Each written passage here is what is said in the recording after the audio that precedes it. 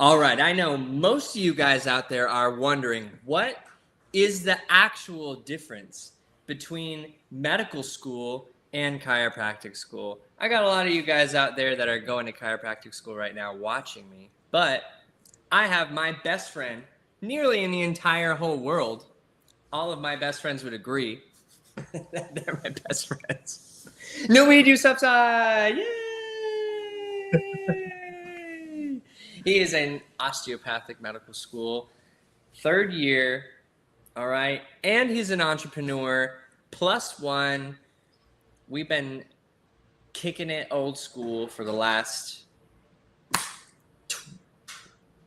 almost 20 years, guys. Yeah, almost 20 Isn't years. that crazy? I never thought crazy. about that till right now. It's only 2 years away from 20. It's actually only 1 year away for you. Yeah. That's That we've absolutely been true. friends for 20 years. Running with our shirts off in cross country. Dude, that's so crazy to think about. I've known you longest. Of all of my best friends that actually still talk with me, you were the one that I've known for the longest. That's insane. I know. It's pretty cool. It's pretty cool. Are you still tripping out about 20 years? Because I would be. Yeah, I haven't thought about it in a long time, man. I mean, I think back to high school time, and sometimes I still think, oh, maybe that was like 10 years ago. And I was like, wait a second. No, I just had my first high school reunion was like three or 4 years back. Yeah. And kind of feels like life's in snapshots, man. Right, right. And we're in college, so hey, you would think that we maybe had finished this by now, but but that's why we're best friends, because we just like to feel it out a bit, you know? Yeah. Plenty of experiences to explore. Yeah, totally. Well, dude, so how cool it is today that we get to compare notes on how we're learning, how we can help people, compare notes as to the parts of our school that are just kind of ridiculous and have little relevance to what we are learning is happening in the real world, as well as like Noid is one of the most intelligent people that I know. He's a very deep thinker, philosophical, but also super hilarious. So he's not like, autistic in a way where you're like just talking about numbers, zeros and ones with him. Like he actually has incredibly deep emotions and thoughts, able to take like any question or philosophy and just put himself there, even if he doesn't believe it or whatever. Like your imagination is incredible. And this is why you will ultimately be one of the greatest healthcare providers that we know today. Thank you, bro. Yeah, dude, for real. And also, we have a special guest, Nefern, in the background. You want to introduce Nefern? Yeah. Nefern is actually the first plant that I've had longer than 2 months that I haven't killed. And he's happy. He's happy. We have a good relationship. I know how to water him the way that he likes. I put him by the window. Yeah. Give him the sunlight that he asks for, and he makes me smile. So it's a good relationship. Yeah. True. It's true. It's like whatever the scientific word is for like an asexual father. Like you don't need to have, you just have Nefern. That's right. Yes, exactly. So anyways, come on, guys. We got to get to the serious topics here. Well, first thing would be like, dude, you've been in school for 3 years now. You've got a couple more to go, but you're making it past your big tests into rotations now, right? So these first 3 years, we're preparing you with all the literature that is like baseline level. Hey, this is how things work. And now you're getting into, well, people are going to trust you with some aspects of their health over the supervision with the doctor. What does that look like? Yes. So over the next year and a half to 2 years, I'm going to be doing rotations, and these rotations are going to be in 1 month increments based on every specialty that is either required, call them your base or your general specialties, and then my electives, which are essentially the things that I'm interested in and are not necessarily a normal part of the normal curriculum. So, for example, starting out, I have my first elective, which is orthopedic surgery. For a month, I'm going to be working with a group that operates in outpatient clinics and also in inpatient settings. And I'll have the opportunity to go and actually talk to these patients under the supervision of these providers and apply some of the lessons that I've learned over the last 2 years to taking their history and their physical. And most importantly, this is about my education. So actually going and presenting to the attendings and making sure that I am learning about this specialty. I'm learning about this patient population, the epidemiology, and the diseases that are associated with this practice, and being able to communicate that back and test my knowledge at the same time, interacting with patients and gaining the experience in communication, right? Because I've literally been in the books for the last 2 years. Who knows if I can even hold a conversation anymore? So, Yeah, that's and so following ortho, I have general surgery. So general surgery is one of the core rotations that I need to complete. Mhm. And after these first 2 months, I'm going to be taking a shelf exam, which is essentially a standardized assessment of my understanding on surgery for those Yeah. 2 months. And then following that, I've got family medicine. That's a 1 month. And then PM&R, which is where my sites are on currently as far as Yeah. residency options are concerned. And then I think my break time is going to happen in December. I got to actually come out to Georgia. I haven't told you yet. I'm going to be coming out Oh, to really? Georgia, Atlanta for a week because I got to do orientation for the Army. Oh, sick. You're gonna go to Fort Benning? That's a great question. I think I'm going to Forest Park. Oh, I wonder what that is. Interesting. Yeah. All right. Well, Forest hey, Park. when you're there, we'll hang out. Yeah. So, when you're in the surgery room, like, are you an orthopedic surgeon? Are you going to be like overseeing them do surgery on people? Do you think? Yeah. And that's one of the benefits of being able to go through this experience in medical school. You have the ability to actually witness these surgeries happening. And for the most part, I mean, we're medical students, right? We're a liability. We don't know what we're doing. So most of the time we're going to be standing out off to the side in the corner with our hands like this. Don't touch anything, don't look at anything, don't breathe on anything, and then learn. Yeah. And that's not the limit to it though. If the we develop a good rapport with our surgeons, then maybe we can help actually suture out the ports. So they're putting in a tube or something, and we gotta suture it. We got that opportunity too, or we can just sit there and hold the vacuum for all the smoke for when they are going around and cauterizing all the wounds. So we can interact with it a little bit, but it's really hands off, watch, listen, understand, and be an observer. Well, that's pretty cool. So, have you, in your schooling, did you learn about what kind of surgeries are possible as an orthopedic surgeon, and now you're going to witness them, or is it more like you're going to learn that when you're there? So during school, we cover a lot of we cover a lot of procedures that you're going to see in the clinical setting. Yeah. Now, that being said, the actual specifics of the procedures and how they're performed and the tools and everything else is something that we're going to be learning on rotations, and is probably going to be a lot more testable in the context of step 3, complex 3, which I'm going to be taking in a year from now.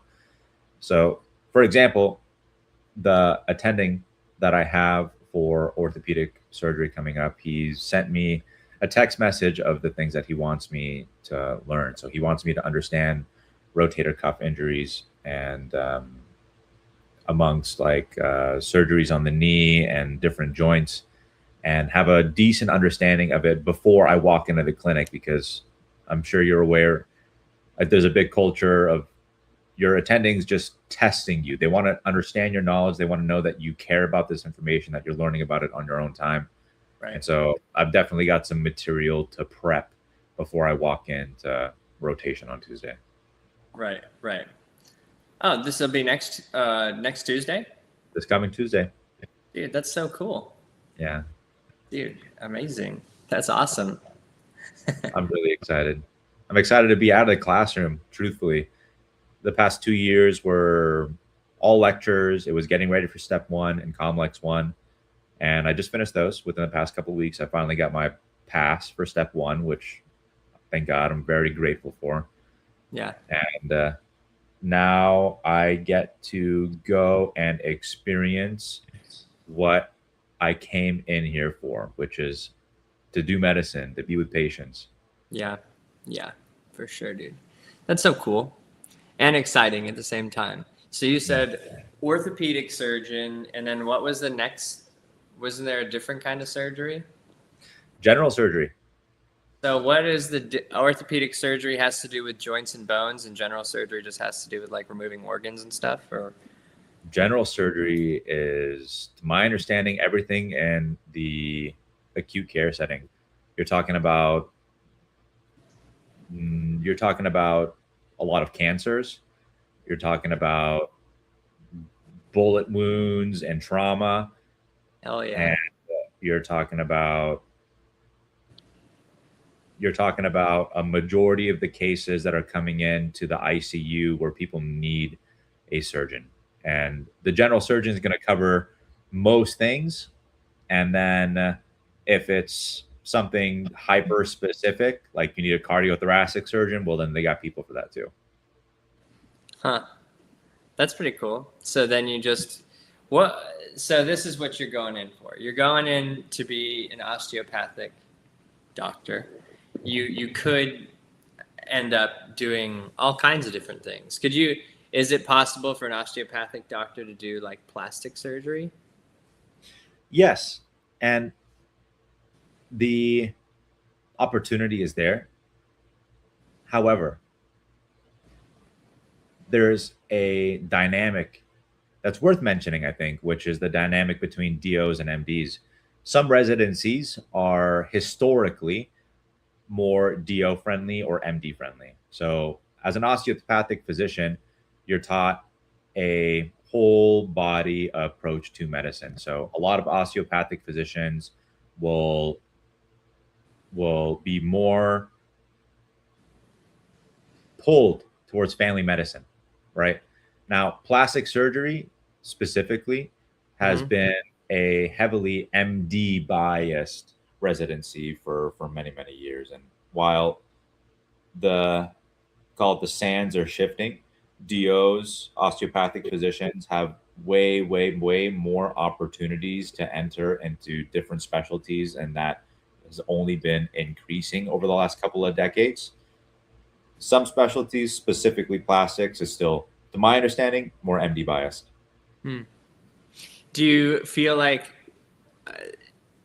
it's interesting to understand what happens with like the ideologies behind, it's like being a fan of the Dodgers versus like the Giants or something like that, like a football team or a baseball team or whatever, we see it between chiropractic and medicine there's all kinds of people who have beliefs about this or that, and there's conflicts. But what do you see? Is it common for medical doctors to feel like superior in some way, or DOs to feel superior in some way? This is more something that I hear about rather than I've experienced myself. So, for example, I worked for a psychiatrist for multiple years, and the partners of the psychiatry clinic were one an MD, and then the second guy was a DO, and there was never any difference. I never sensed a difference either between them or from the patients. All of their patients loved them. They loved each other. And there was never even an indication that how they were practicing medicine in that context was being different. So I haven't experienced it myself. Now, what I will say is a lot of people are more unaware of what a DO is. And I think that speaks more to the history of medicine in the United States more than anything else. Allopathic medicine, as in MDs, have been around for several hundred years. Several hundred years. DO is still a new philosophy. It's still a relatively new philosophy in the history of this country. And even though our education is the same, the awareness is still growing. So do you learn that have DOs been around since more like the late 1800s or the mid 1800s? I believe so. I think the founder was Andrew Still. I'm going to look it up right now because I don't like saying stuff that I don't know. We learned about him as well. Yeah, Andrew Still was 1800s to early 1900s. So he formulated osteopathic principles 1874 versus allopathic medicine that's been around since, God, I don't know, however much longer. Yeah.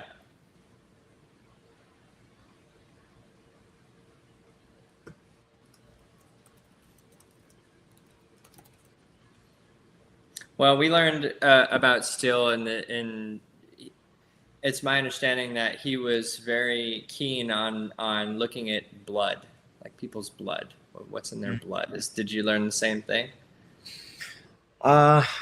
So I don't know about an emphasis on blood per se. What I do know is that blood and lymphatics, just in general, fluids, Right. are a big foundational piece to the education in osteopathic medicine.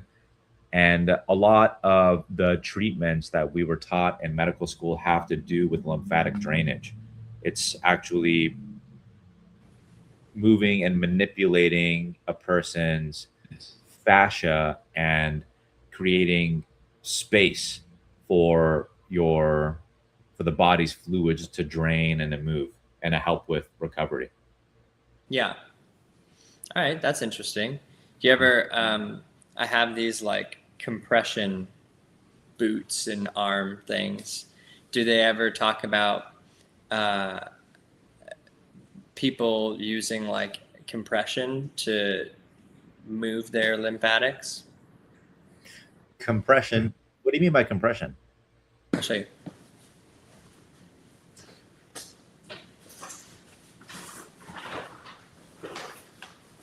So essentially, this is just like one boot, but you put your foot in there and you zip it up, and then the other piece is there, but it's air, and essentially it like fills up the boot, but it has these different sections. Like there's 5 different sections in here.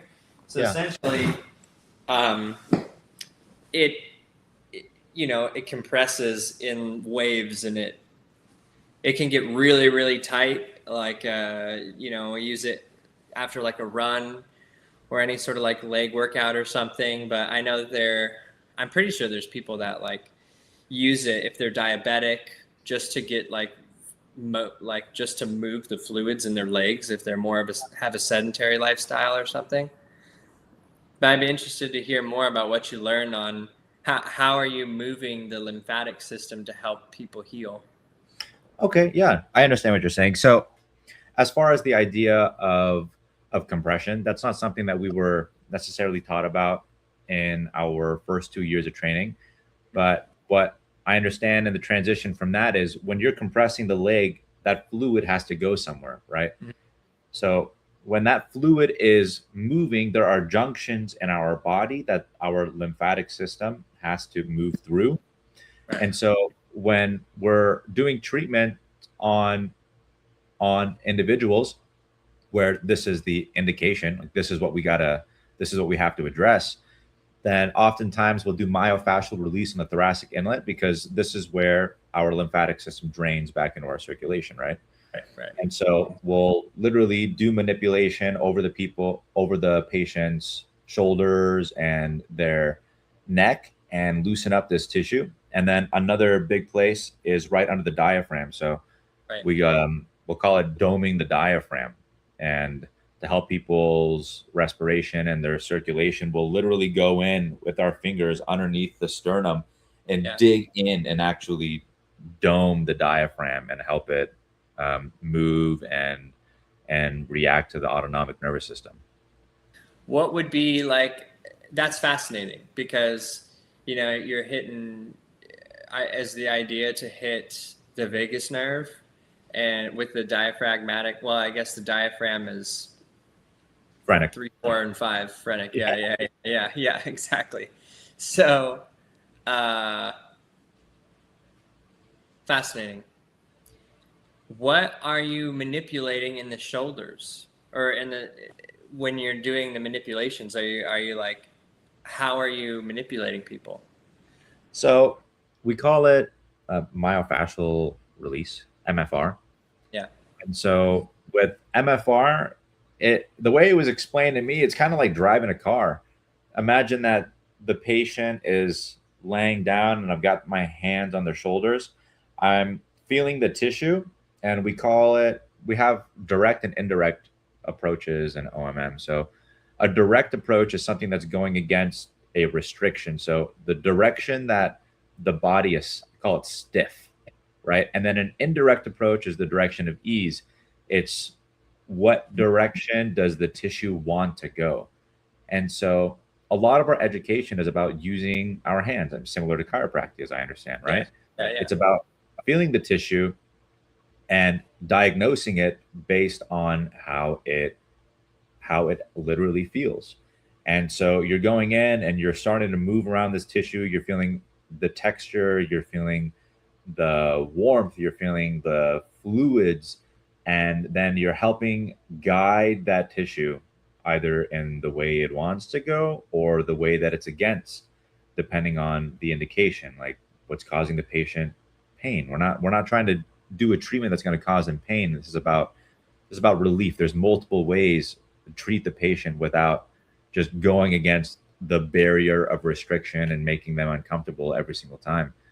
And then over time, through the manipulation, we call what happens is we literally feel a release. And so you'll feel what we call tissue texture changes. So as you're going through the manipulation, you'll say, oh, okay, yeah, I feel that there's more blood. Like there's actually more warmth in the tissue. There's more flow of fluids coming in, and the circulation has increased. You'll even ask the patient, hey, like, are you feeling better? And a lot of the times it's an immediate relief. It's an immediate relief. And then the lasting benefits, of course, are going to come with treatment over time and diligence. And people have to also take in consideration their own lifestyle choices. All of this matters. Right. All right. Fascinating. So are you grabbing like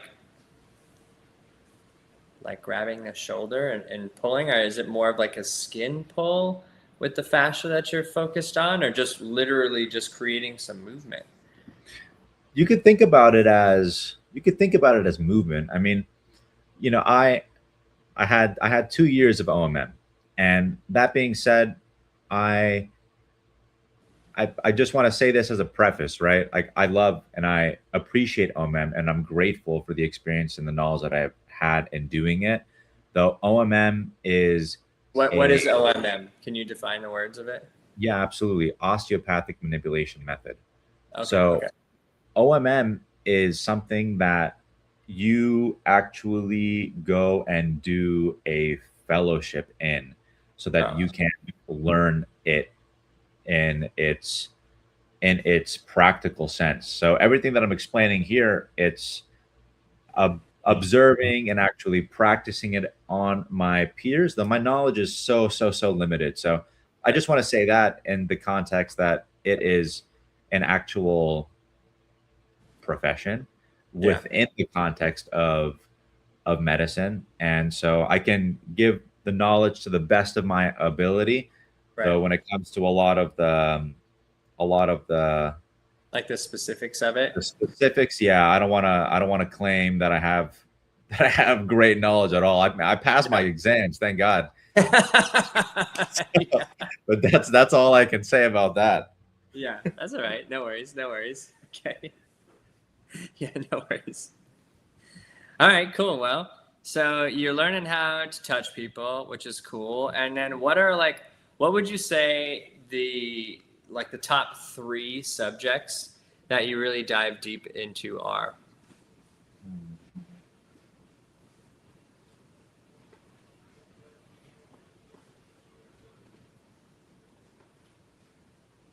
So a huge part of medical school just in general is pathology. Right. And so my entire second year was pathology. And it was pathology going through every major organ system. And so I would say that, like, as far as big categories are concerned, pathology. And that's even reflected on the boards. Our board exams are like 45 to 50% of pathology. For sure. And then after pathology, I would say OMM, frankly, because we had OMM every single week of my education over the last 2 years. And it doesn't end. I need to be able to retain this knowledge so I can pass my boards for Comlex 3 or Comlex 2, excuse me. And then if I wanted to pursue it more, then I could go and actually do a fellowship in it later. Now, other than pathology, OMM, then I would say just generally physiology. If you're thinking about the big categories in medical school, my entire first year was all the foundational knowledge. So Right. not just physiology per se, it was a lot of immunology and microbiology and MSK, and then biochemistry, Musculoskeletal. genetics. Yeah. But as far as like big category is concerned, I would say physiology, pathology, and then osteopathic manipulation. Call that the big three. Yeah. I think that there's a similarity for sure. I mean, as a chiropractor, we're touching people all the time, so that's like the whole profession, right? Yeah. So there's a lot to do with understanding that. And then we have pathology as well, but related a lot. We have pathology 1 and 2, but as specific pathology related classes. So we're not taking a whole year really just for all of pathology. So you probably have a lot better understanding of different kinds of diseases and identifying them than maybe a chiropractic student would. But we we study a lot of diseases that would be connected to the nervous system. I mean, it's not necessarily called a pathology class, but I mean, our organs are connected to the nervous system. So, a lot of people think that chiropractors are just figuring out how to like manipulate the spine, but really we're focused on what's in the spine. That Yeah. is really what's affecting people's health.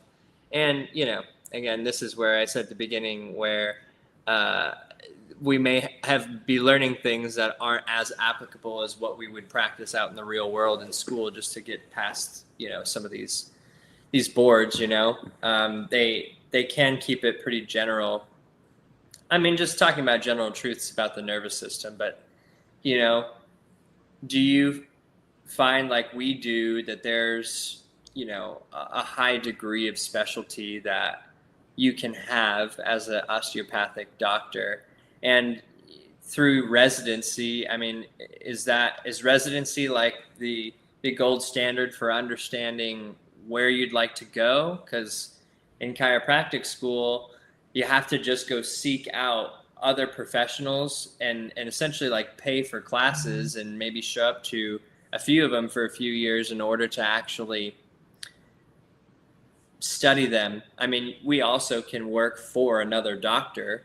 We don't have residency for the same, of quantitative time that you guys are required to do it.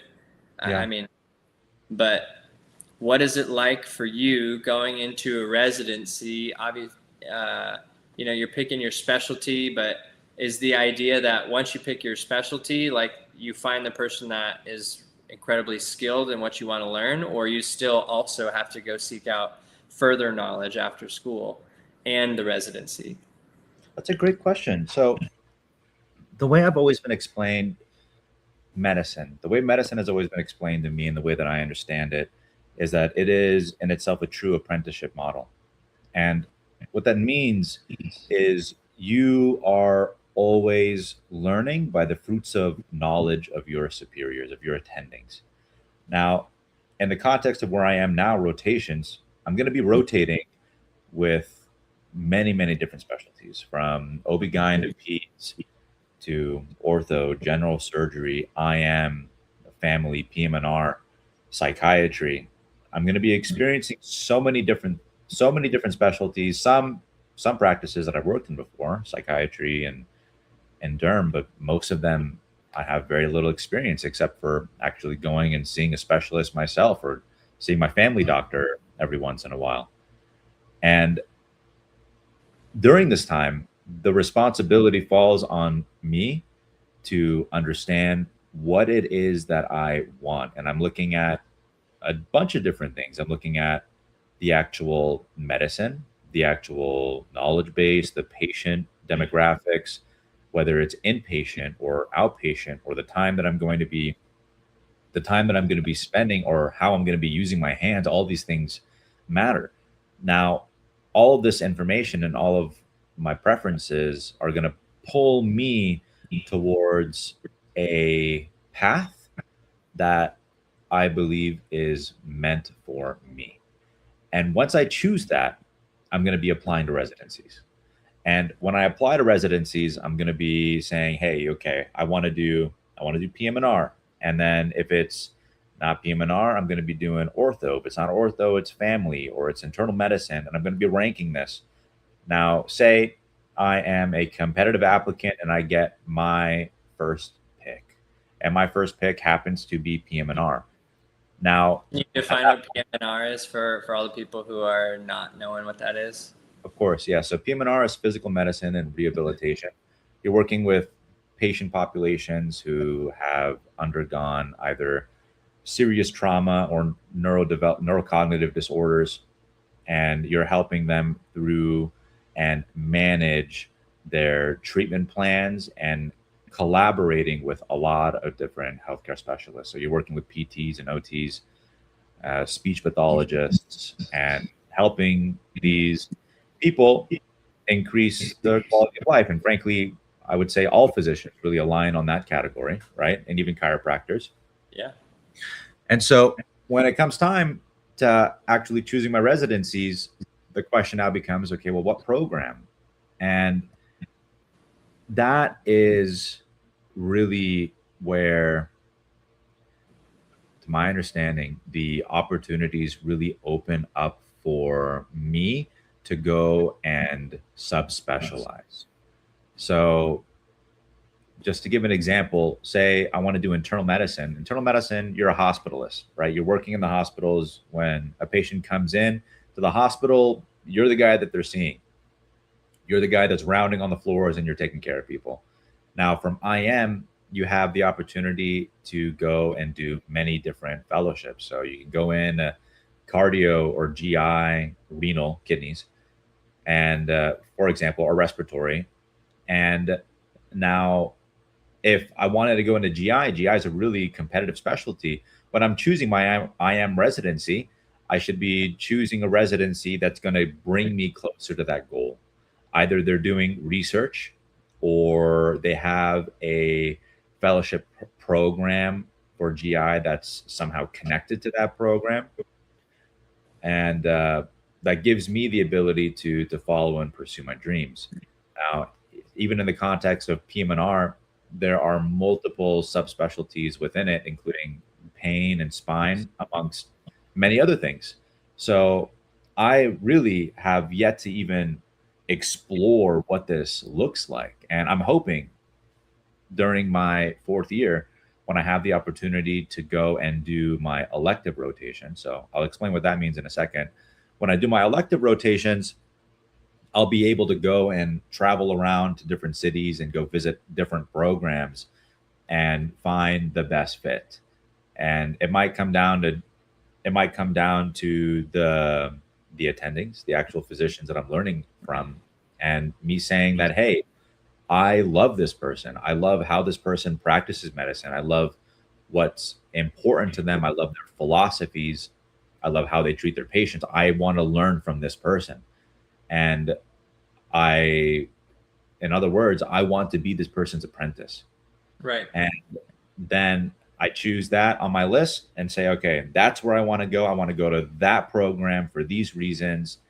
And if that match happens, they want me, they like me as an applicant, and I want them, then that's where I'm going to be spending the next 4 years of my life actually learning the medicine, actually And that, learning about that discipline. and that would be the residency. Yep, that would be the residency. Cool. So wait, let me just clarify this for myself. You have to be accepted into a residency. Yep. And so there's a finite amount of doctors, right? Sure. That are accepting new doctors. What do you call yourself at that point? Residents? Yeah, resident. Yeah. So then so now I have a question for you. Let's say you're very clear on what you want. You want to do the PMNR, and then you're like, okay, I know I want to do this. If I can do this, then you have to go. Is it all over the world? Can you go anywhere in the world? Theoretically, yeah, you could go anywhere in the world. Now, I don't know of many contexts where people would choose to do their residency other places in the world. If anything, people around the world are coming to the United States to do the residency here. And the same would And be for chiropractic too. yeah, so you're the United States, to my understanding, still has one of, if not the best pathway to medicine in the world. So you have medical school graduates from all over the world that are taking our licensure exams to come here Right. and do their residencies here so they can practice medicine. And then at that point, once you're licensed in America, You do okay, it. fine. Yeah, do whatever you want. It's like a passport to the world. Pretty much, yeah. Yeah. That's kind of how chiropractic is as well. Okay, so then let's say you're like, all right, well, I know what I want to do, but then personally, like, what is the choice you're going to make? Are you going to value what you want to learn versus, like, obviously you have incredible family values. For you, those of you that don't know Naweed's family, if Naweed's family is watching this at some point, they are incredible, and there's no real reason why you'd want to be anywhere away from them. But I'm curious, what would you value more? You know, like if the decision comes where you're like, all right, well, maybe you are a top candidate, and there's just like the guy who's the best, because I imagine that you seek out that person, and you're like, all right, this guy is like 100% aligned, or girl, with what I'd like to do, but they're in, you know, Anchorage, Alaska, or like Missouri, or, you know, Kentucky or something. Yeah, that's a great question, man. I mean, I've lived in Vegas almost my entire life, right? And I'm here because of my family. I pursued medical school here because of my family. And ultimately, I do want to live close to my family. Now, I have to, and I say it like this, my life is also my own. And I want to be the best physician that I possibly can be. And my family has been nothing short of supportive at any and every given stage of this journey. So if I found a residency that I truly fell in love with, because that is the kind of doctor, the kind of man that I want to be, then I would feel an obligation to go and pursue that. Right. Now, granted, it's still 2 years away. There's residency options here in Las Vegas as well, and who knows? It might be that the residency of my dreams is a 30-minute drive away from my house. Yeah. If that's the case, fantastic. That's another 4 years that I get to spend in the same city as my loved ones. And Yeah. if not, then it's 4 years that I spend somewhere else and still with the love of my loved ones, the love and support of them. For sure. For sure. So, best case scenario for what you're hoping for is to get a residency with exactly what you want in Las Vegas. Sure. Yeah. If that exists, if that's here, we have wonderful residency options here in the city. And if they find me to be a suitable candidate, then I would love that opportunity.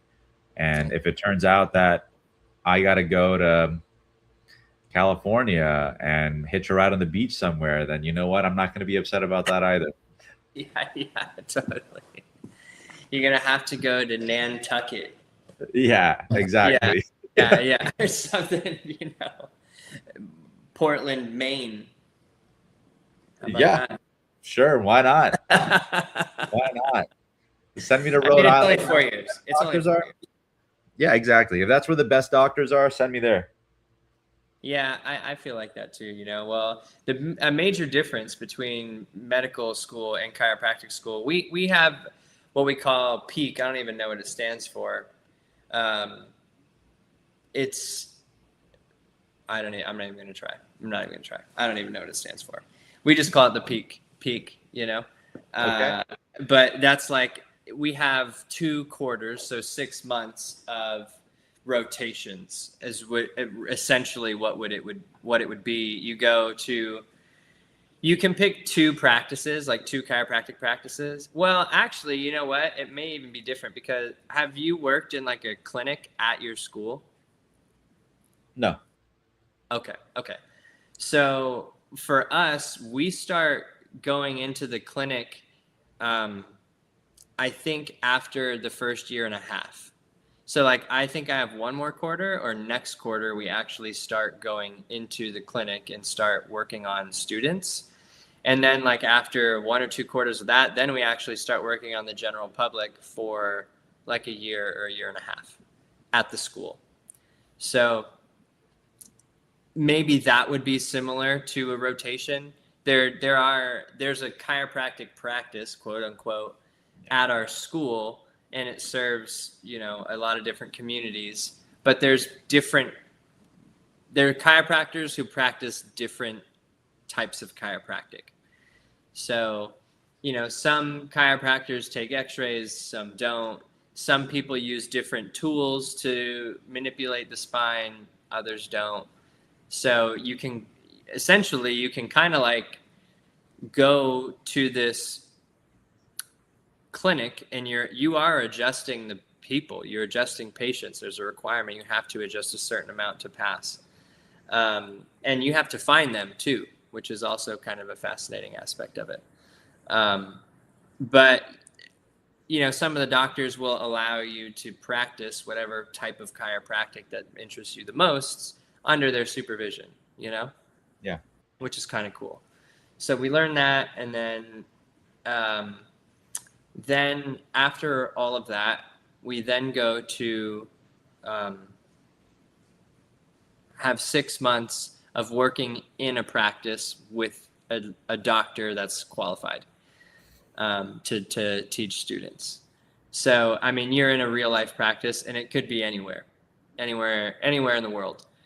So sometimes people like to just pick Europe or something because you're in school, but you get to go travel somewhere and then just like go around and do whatever you do, you know? That's cool. So, yeah, I mean, 6 months is not nearly enough time to really, for most people, to really get an understanding of how to run a practice or whatever. Sure. So some people will go find someone in their home state, or some people will go try to find like the person who's going to teach them the best.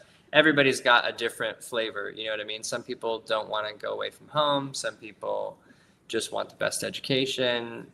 You know, some people have no idea what they're going to do. You know, we have some students who go through those 6 months and then they have no job. Like, I don't even understand how that could be possible. Like, if you could pick, like, for me, if I was going to look for a job to work for somebody else, like, I would just choose that person during those 6 months. Granted, you could really choose anybody who's qualified, or, you know, they basically just have to be a chiropractor for 5 years. And, you know, there's other criteria, but there's like a time limit. So you can't just go work for your buddy who just got out of chiropractic school, kind of a thing, you know? But it's crazy because there are students who just aren't taking steps to even find a job, like to even just be an apprentice, or, well, they don't call it apprentice. It's like an apprentice, but it's like a contract chiropractor. You just, you work in someone else's business. Yeah. You're just another adjusting doctor in their workflow, you know? So it's fascinating because obviously you guys are more locked in. So once you're a resident, do you have the title of MD? So I'd be a DO. I'm sorry, a DO, yeah, right? No, of course. To my understanding, at that point, I am a physician. Now, I still, once I'm a resident, my first year, I guess it's a term that is not being used as much, but in the past, they called your first year your intern year. And after your intern year, and around that time, you would take your third licensure exam during your residency.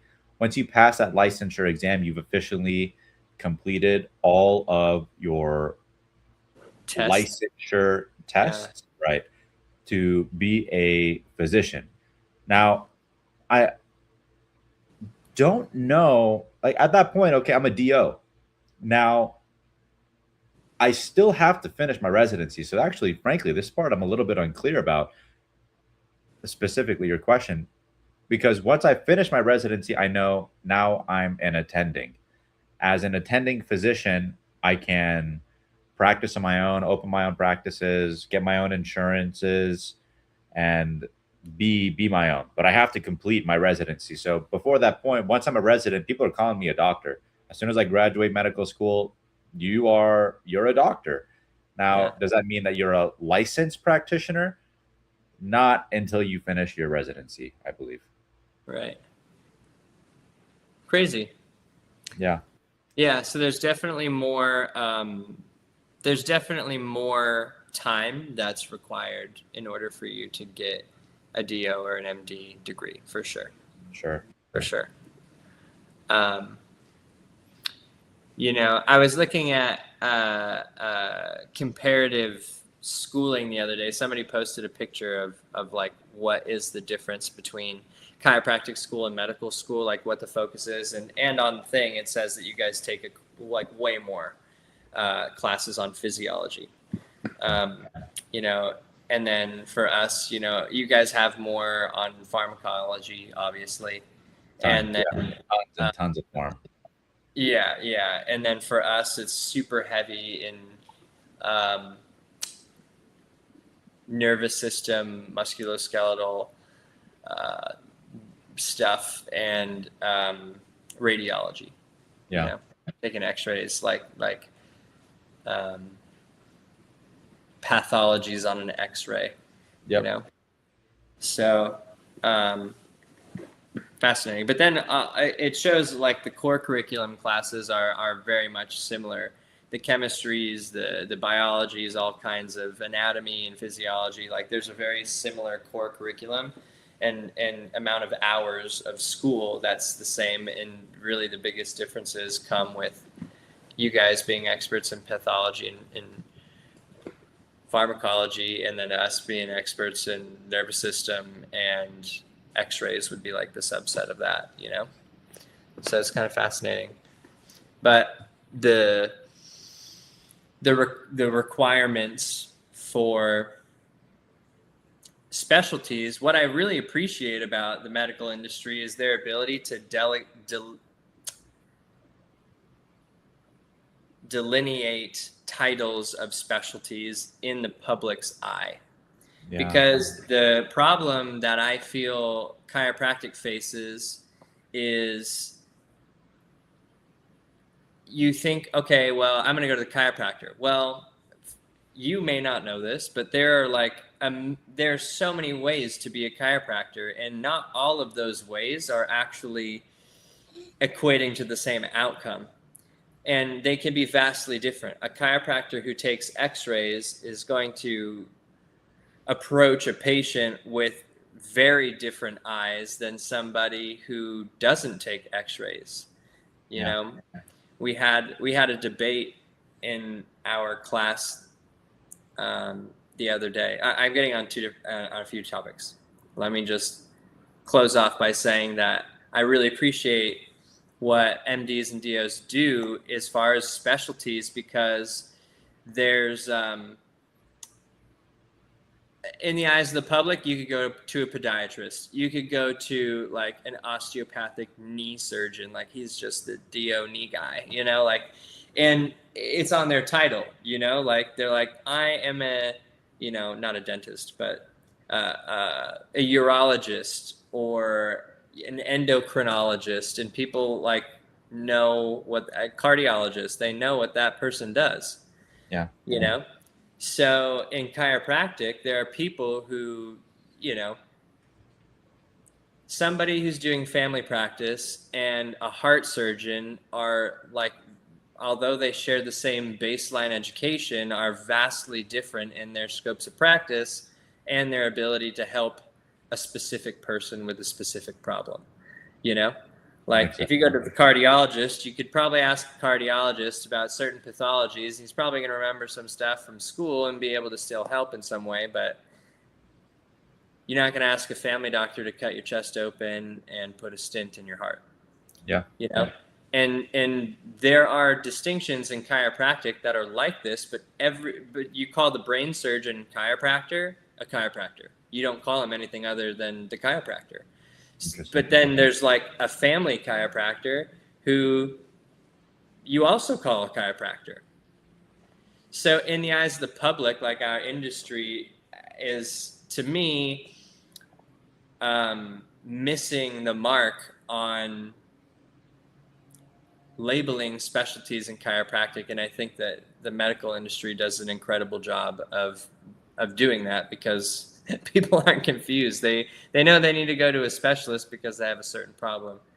You tell somebody to go to the chiropractor and you could have 100 people in a room. Half the people may not even know what the hell a chiropractor does, never been to one, even more actually statistically. And the people who have may all have a completely different idea of what should happen when you walk into a chiropractor's office. Interesting. Yeah. Isn't that interesting? Yeah. Yeah. So in school the other day, we have a debate class. Do you have philosophy classes in your school? No, we have to learn ethics and communication, but not necessarily philosophy. Yeah.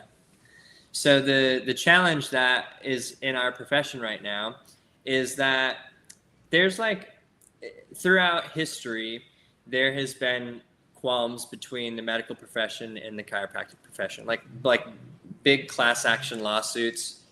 The medical industry has at different times paid to to essentially ruin the name of chiropractors, like a defamation lawsuit. And they were found guilty on a couple of accounts, where the American Chiropractic, or actually there was just five chiropractors who were just kind of tired of what was going on. They decided to pool all their money and resources together to fight the American Medical Association and the AMA and another one of the big medical groups. And they were found guilty that the American Medical Association and this other one had spent, millions of dollars to try to ruin the chiropractic name. And also at the beginning of chiropractic in the early 1900s with, what was that guy's name? The DO? Andrew Still. Andrew Still. There was like qualms between D.D. Palmer as like the chiropractor equal to Still. Okay. And there were rifts at that time, and because of the pharmaceutical industry coming up in the early 1900s, there was also another occurrence of just like the chiropractic group and profession just like not having their shit together, and then the medical profession trying to capitalize on a kind of like a divide and conquer aspect of it. So what's happened is a result of a very short profession. Chiropractic has been around since 1895, so not much less than DOs. Mm-hmm. But the chiropractic profession also, like in its time, has had so many attacks on it from people on the outside as well as chiropractors on the inside. Like chiropractors having qualms with each other. And the debate in school is a long-winded way of getting back to this debate that we had in school, is talking about universal intelligence. And the reason that there's been such a qualm for chiropractors is that D.D. Palmer was a very spiritual human being. And so it was him essentially writing textbooks and claiming that chiropractic has an ascension proponent of connecting man to God, and essentially that the power that has made our body heals our body. So when we focus on taking stress off the nervous system and the spinal cord, that our body has a natural ability to heal itself, which is the truth. So in chiropractic, there's this debate between does universal intelligence exist or not? And it's kind of a fascinating place to be. I've had different people on my podcast who are like super philosophical. This is why I asked you, do you have philosophy classes in DO school? Because I just don't know. Because we do. We have 4 quarters of philosophy. And we learn about medicine from like back when Socrates was around. Mm-hmm. And we take medicine back and healing back all the way to as far as history can take it. And we learn how it's changed through the eyes of the public. And, it takes us a whole quarter really to get to just chiropractic, which is cool to learn so much about what we've done throughout all of time to try to help to heal each other, from people used to puke inside bowls and jars and would urinate, and they would mix it all together and look at the color, and based on the color, like they would say, well, this is happening or not. Or they would bloodlet, for a very long time. They used to just bloodlet everybody. And The ironic part is they thought it was working because for 50% of the people, it really did help a lot of their ailments. But the other 50%, it just did nothing. So anyways, talking about universal intelligence, or our ability to heal through light, being like laser treatments. Like nobody can deny nowadays that we use light to heal each other. It's a laser beam. It's just light. It's focused light. Light heals our our cells and tissues in so many ways. Or like acoustic waves, like they have machines that send an audio impulse into injured tissue, and essentially it has a reaction with your cells and helps to put stem cells in injured tissue. And it's like the injured tissue has a frequency of, a low frequency. This audio impulse is a high frequency. And so when they clash, essentially it sends like pain signals to your brain, and then your brain will release stem cells to help heal the injured tissue. So, I mean, you see this in these kinds of machines in rehabilitation centers all over, whether it's chiropractic or medical rehabilitation. They use laser beams to like help scars heal way faster in surgeries. And anyways, the point is that we're using all this energy to help heal each other. And in chiropractic, the founder of chiropractic's like, well, if I adjust people, then that opens up our ability as electromagnetic beings, and physics heals our body. If we raise the vibration and the frequency of our body through the nervous system, then our body has a greater ability to heal. So part of the reason why some, or a significant amount of people may not take chiropractic seriously, or the term quacks was created by the medical industry in the 70s as part of the deformation. So now we have the quack label, but really it's because these chiropractors get so into their own religion and their own faith, which could be Christian, some subset of Christian, which is what the D.D. Palmer believed in, and then it brings this religious component into health, which is like, okay, well, there's segregation in our own profession because people are arguing about, do we talk about the religion or not? When really it's like one of the greatest philosophies that we see that is able to help people in a way that doesn't involve cutting them open, and or using pharmaceutical drugs. This is the whole point of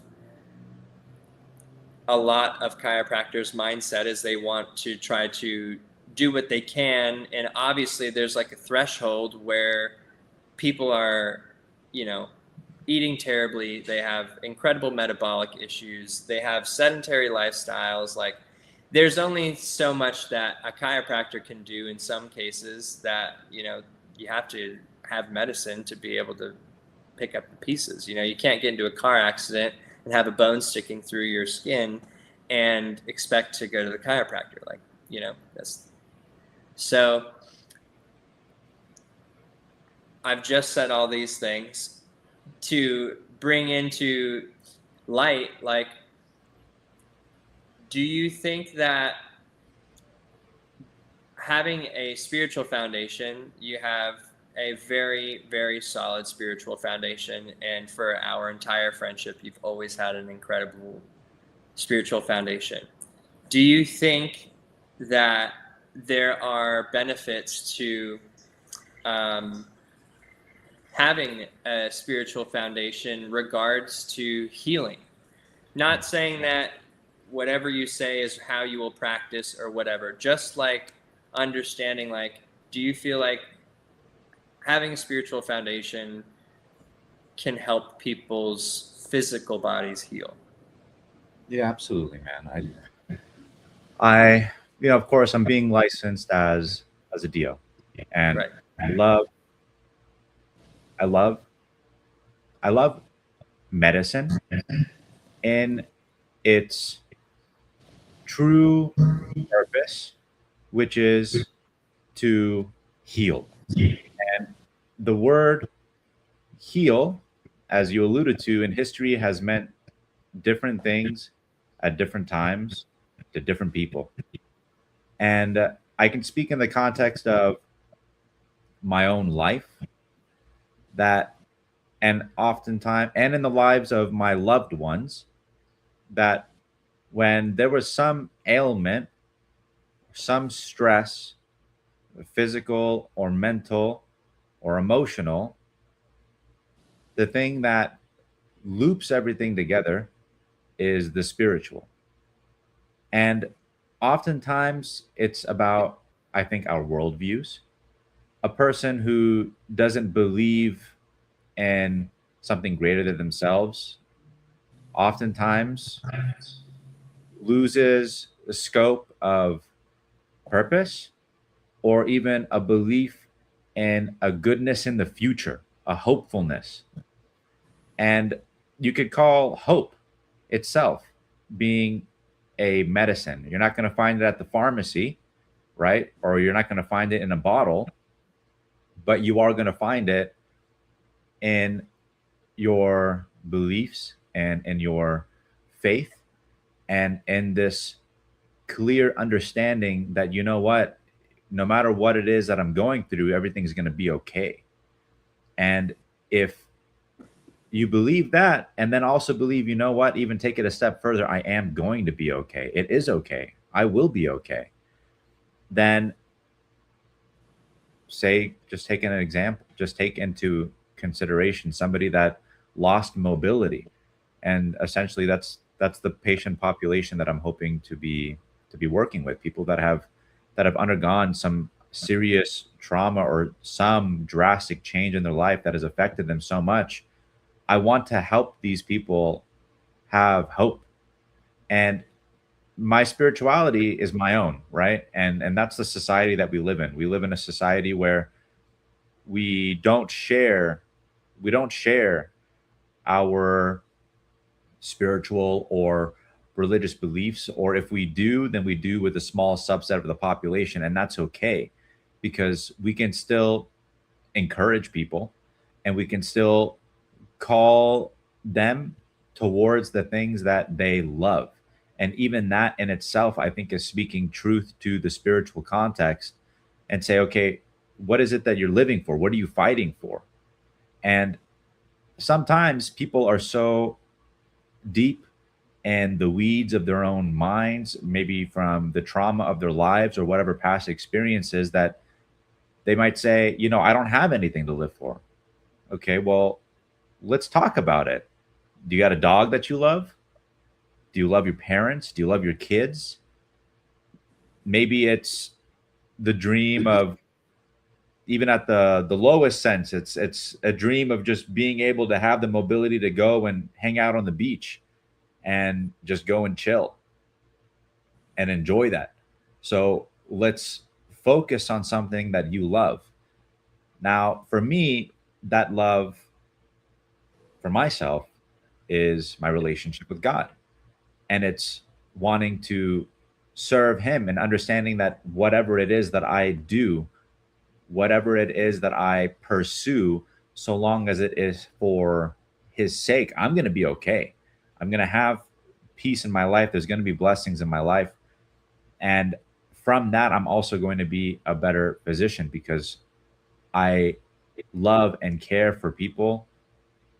One, because it's the right thing to do. And most importantly, because it's pleasing to God.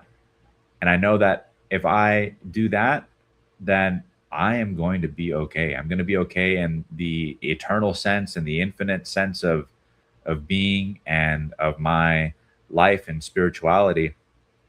And while I wish that maybe even our medical system was a little bit different, we live in the reality that we do, which in this country specifically, you have people that love and will talk about spirituality and other people who don't.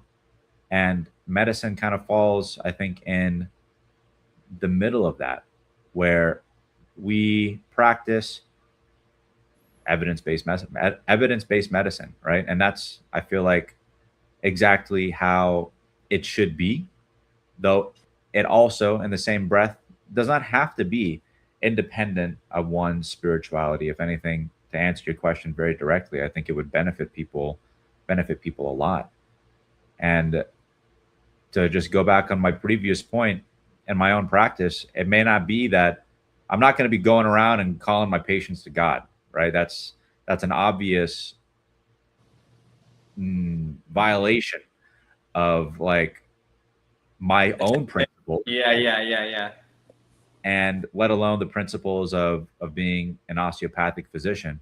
But I am going to call them upon hope. I'm going to call them upon thinking positively and working towards a future that they want and towards the love that they want, and helping them heal through love and support and encouragement, and through all the things that I believe in, all the things that are empowered, that empower me through my own relationship with God.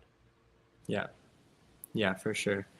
Well, I appreciate that, because I share a similar belief. There's my emotion in this debate. The debate bluntly was, does universal intelligence exist or not? Now, universal intelligence is defined as an energy greater than all of us that connects everyone together. And in chiropractic history and different ideologies, universal intelligence has been compared to God, a Christian or a monotheistic God. Now, we have something that we also call innate intelligence. And they make a difference between universal intelligence and innate intelligence. And we learn the innate intelligence is our body's ability to heal itself with no intentional thought. Like if somebody has a neck curve, my neck is supposed to curve this way, like that. Now, because of technology, everybody looks down. Sometimes that neck curve that should be like this ends up becoming straight, or even reversed in the opposite direction. Yeah. Now, the reason I'm saying that is because there's a threshold of like a measurable threshold of what will create a physical pain. 9 times out of 10, it's a 20. Like you're supposed to have a 40-degree neck curve. Let's just say some of you see the chiropractic biophysics guys will be like, well, if you measured a certain angle, it could be different. That's true. But generally, you're probably going to have somewhere between a 30 and 35-degree neck curve, negative 35-degree neck curve. And essentially what happens is, as that flattens out to about less than 20 degrees, we understand that all of these physical pains or pathologies will come.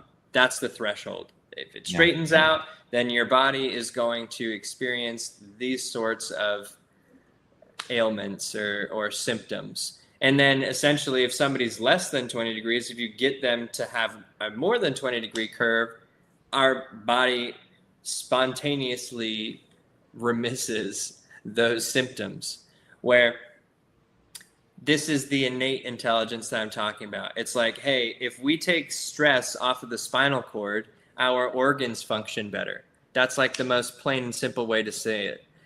Yeah. There are, somebody's head could be to the right or the left. It's going to create problems up and down all their organs. We find that people who have, we call it a subluxation. Essentially, if we have 2 vertebrae and one of them shifts out of place, then the spinal cord's in the middle.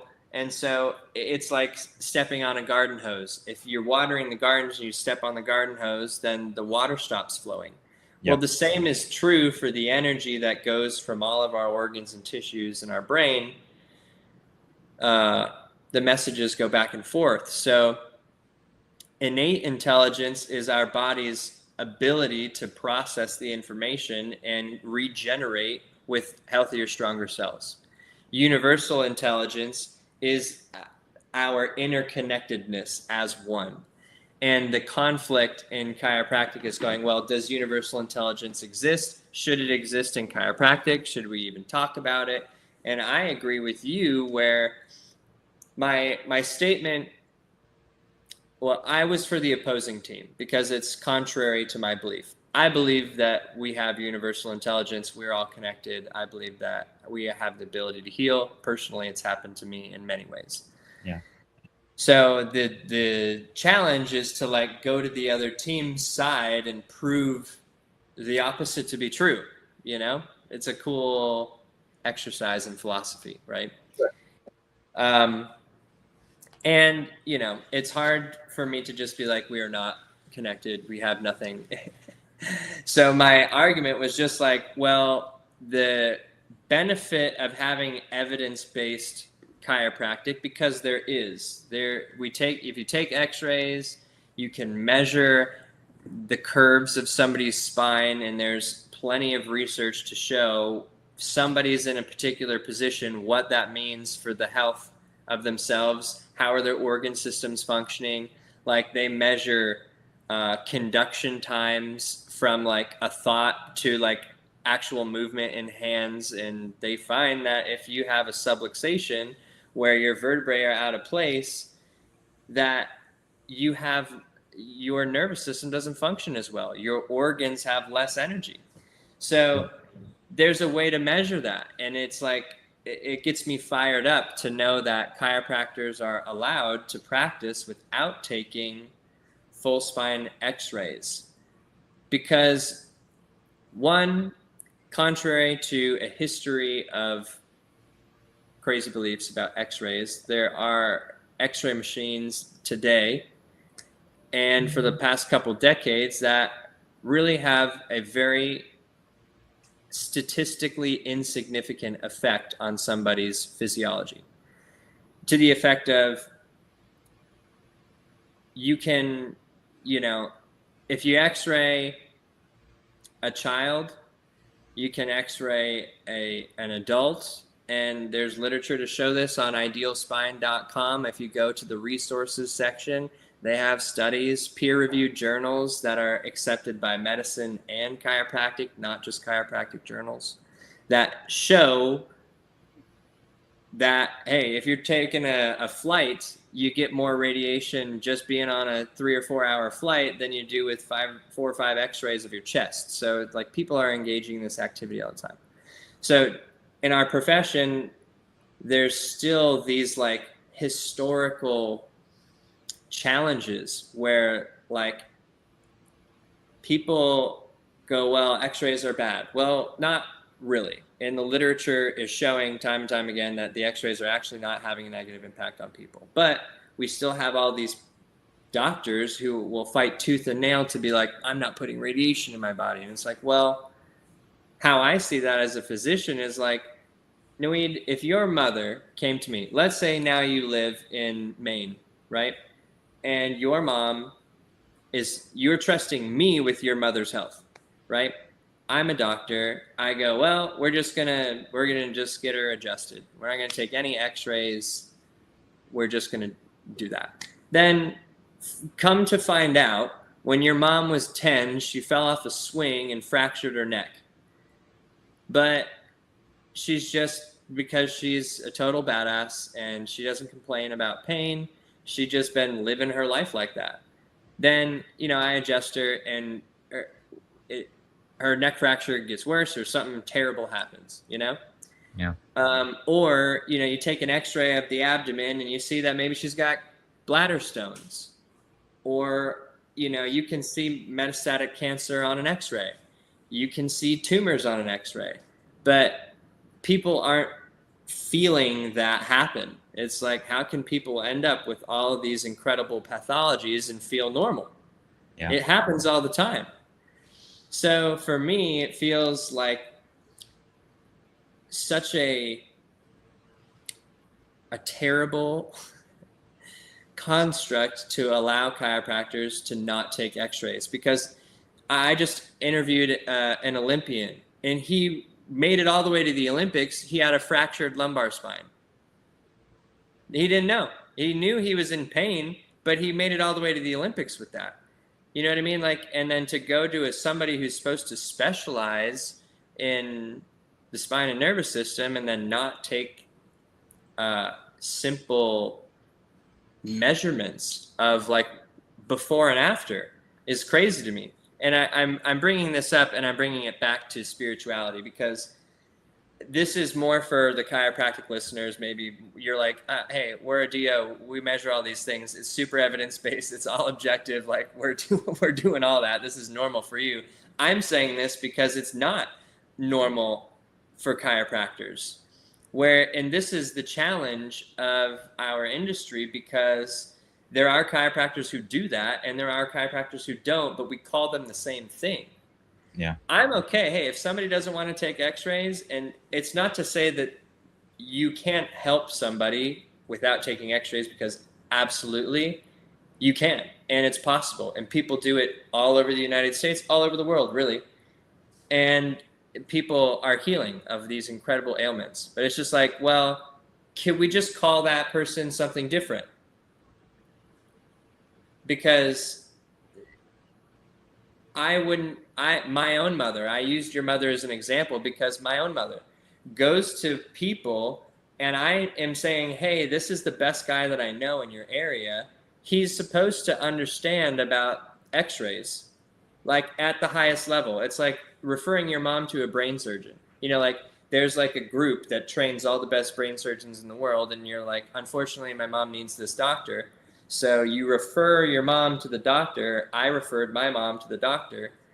And there's supposed to be a group of the best in the world. And he's not even fucking doing a minimum amount of x-ray views. Like, let's just take a look at your neck. Well, she's got a full spine. That doesn't even make sense. What are you doing? So I really love the objectivity of your profession, because I feel like it should just be a standard for any practitioner of health. If there's an objective of your job, let's say you're an osteopathic surgeon and you specialize on shoulder surgery, like you're not just gonna cut someone's shoulder open and be like, oh fuck, they got a labrum tear or whatever it is, you know, like you're not going to find that out by cutting them open. You're going to take imaging to be like, oh, well, this is why it hurts for these 5 reasons. I can see that, you know, like we need that more, in my opinion. And I feel like, you know, I have this conversation with some of my classmates. I'm like, how are you willing, like, not how are you willing to let someone's mother, or are you willing to refer your mother to someone and then know that there's a possibility she could have all kinds of pathologies that you could take in an x-ray, and typically x-rays are in someone's office and you just click a button. It takes 5 minutes. It's not like you got to drink this tonic and sit in a CT machine, and then you know, those have repercussions too. You know, it's like, for something so simple, would you trust our profession with your mother, the health of your mother? Like for me, I don't.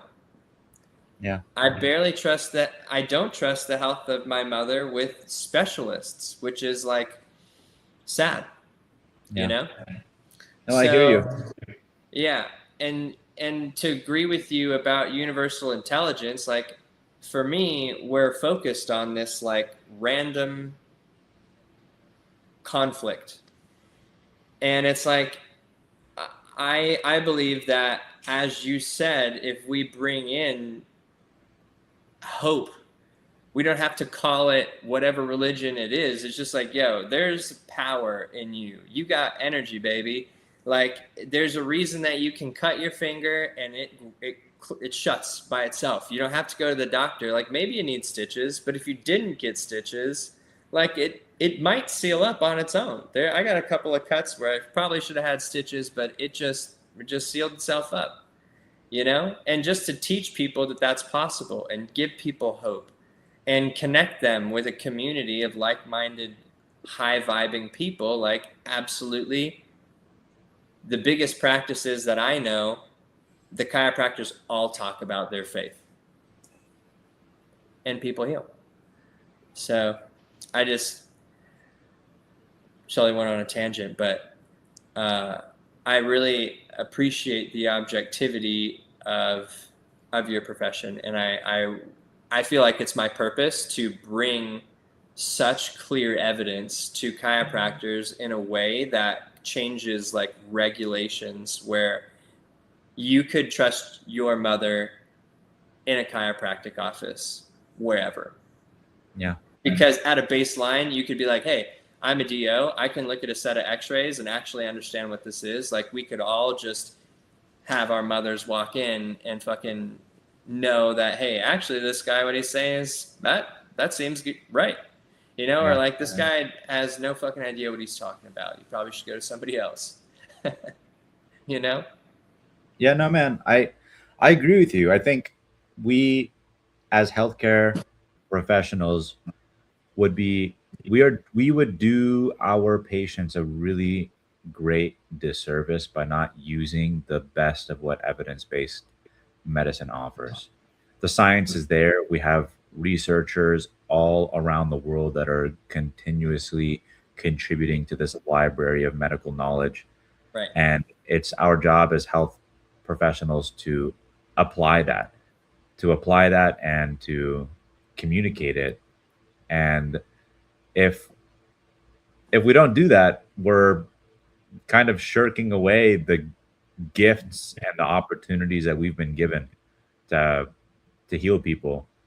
Yeah. Like, you can talk to people about God all you want. You still got to do your part.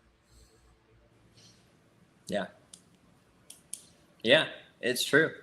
And hey, you know, there's absolutely a sense of community that heals people. Just having a community heals people, regardless of what it is. Hey, people want to get together and beat each other up.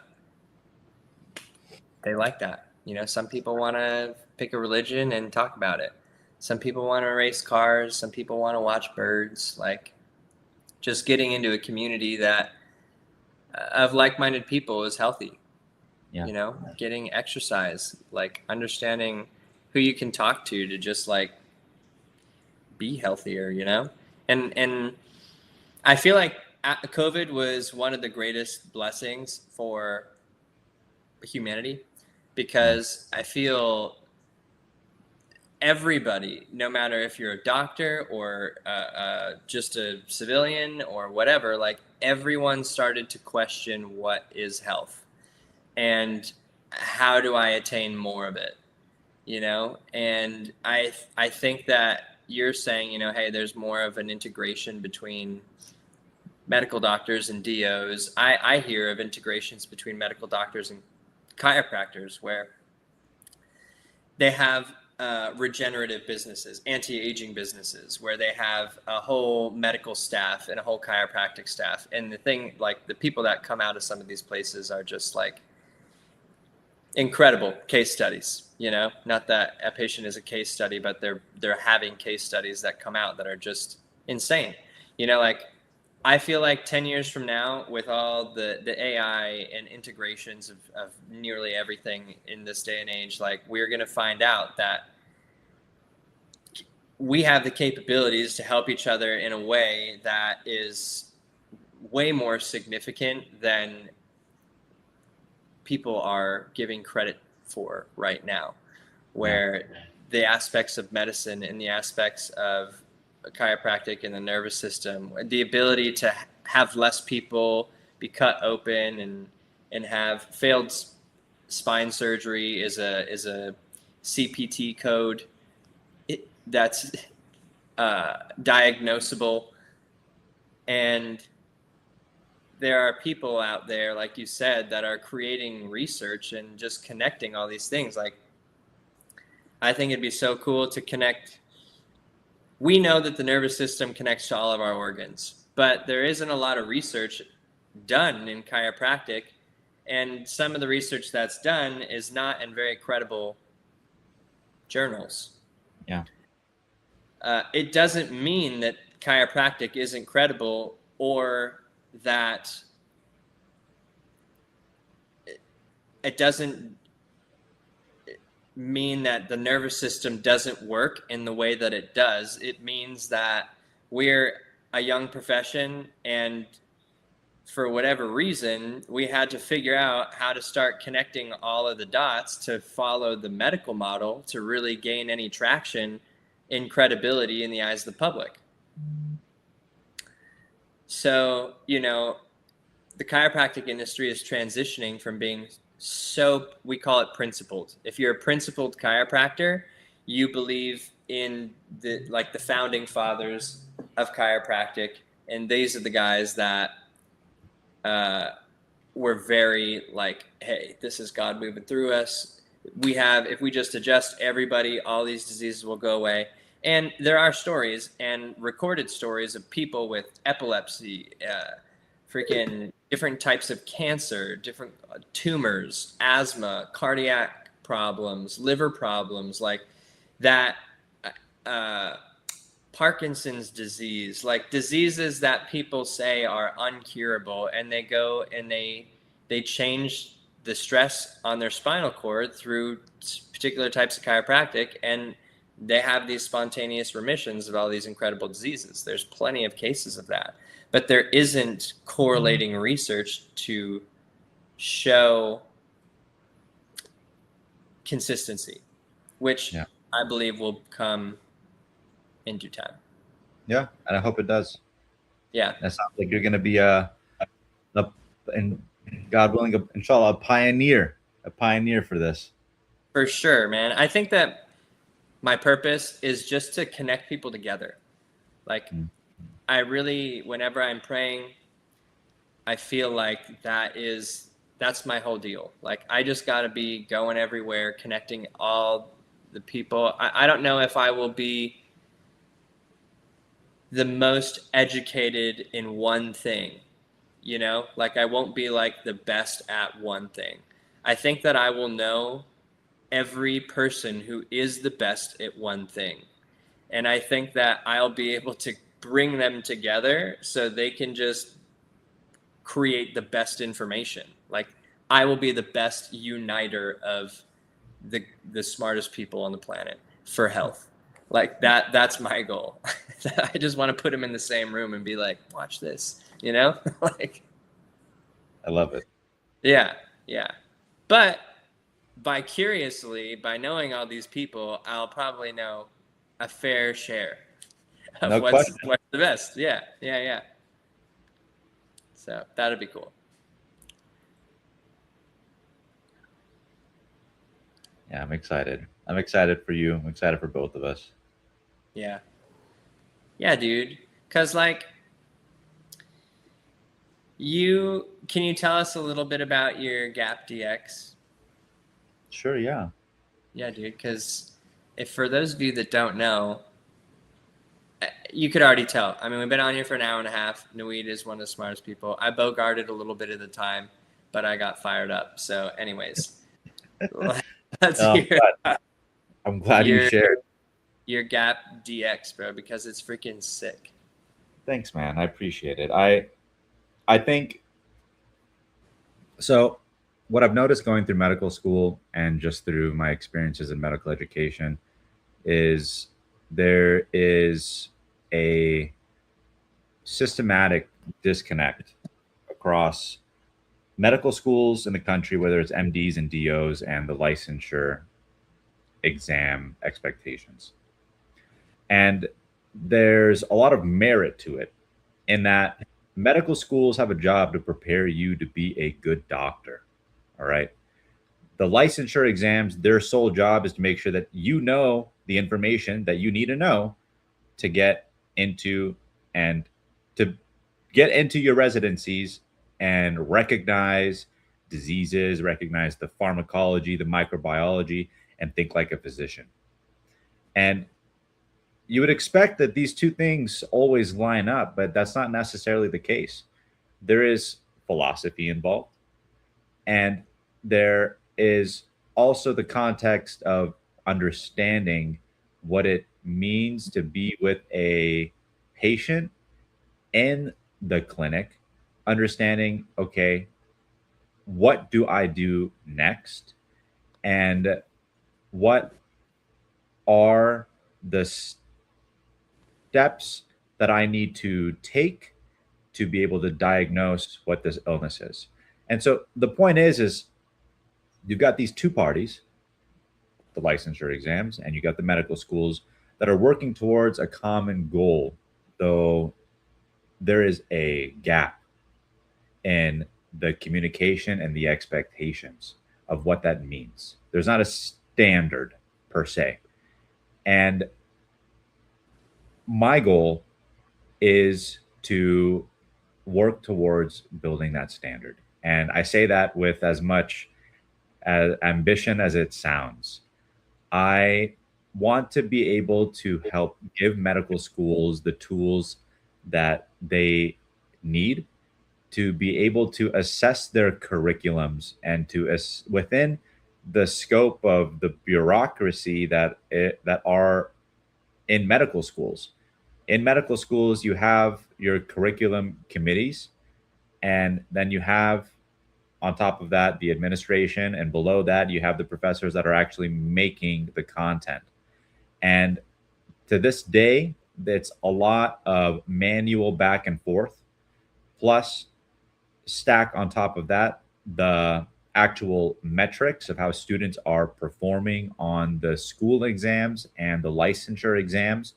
And it's a lot of management of information and people and an environment that is constantly changing. You know, we alluded to the fact before that research is growing at an exponential rate, and it will continue to, especially with AI. And the because there is so much friction in the communication between all of these parties within medical schools and then outside with the licensure exams, I think that the divide of what is expected and what is being taught is only going to grow unless something changes. And so my goal in this product is creating a licensure to curriculum coverage tool. And so essentially curriculums, institutions will be able to use this tool to assess their curriculums and say, hey, are we covering what the licensure exams expect? And are we doing it in a way that is actually teaching our students to evaluate and analyze the information that we are giving them? And I've spent almost the last 9 months developing this, and I'll be piloting my research within the next few months. Actually, going out and building the platform is something that has been a great deal of joy for me because I believe in the mission. As a medical student, I felt the divide, right? And I was a part of, so for my school, I was the OMSGA president, which means that as a member, I represented my school in a larger organization where all of the presidents of the DO schools were connected. And I can say from my own experience interacting with the presidents of each one of these schools of the different medical schools across the country, this isn't a problem of one medical school, and it's not the fault of any one medical school either. This is a more of a reflection of a constantly changing environment and something that needs, I think, better tools. Yeah. And granted, I'm a student, I'm doing my best. And in that context, I understand that we are an evidence-based profession. And so my intention is to go out there and prove that this works, proves that we can indeed do coverage analysis of curriculums and compare them against the boards and reliably be able to assess where there are gaps. There's a ton of technology involved in all of this, and I am enjoying the process, man. Just learning and building and hoping in a future where we can really bridge that gap and we can do it in a way where we can keep up with medical science, and our curriculums can do that. Our professors who work so hard and our administrations who work so hard to make this happen and make sure that they are putting out good doctors out in the world have the least amount of friction possible. And in reflection of that, students, medical school is hard, man. All right. Yeah. Medical school is so freaking hard. And if we can reduce the barriers, if we can reduce the friction for getting talented and smart, intelligent individuals to become physicians, then I want to be a part of that. Yeah. That's cool, dude. I mean, what do you feel like the biggest gap that you're seeing is? Like, is the consensus between all the schools like something is off? What is it that's clear? Yeah, so my understanding is you have larger licensure boards and committees, people that actually like boards that will actually license the schools and require that the schools teach X curriculum and that their students perform well on the exams. And so as long as your students are passing the boards, then your school should be good, right?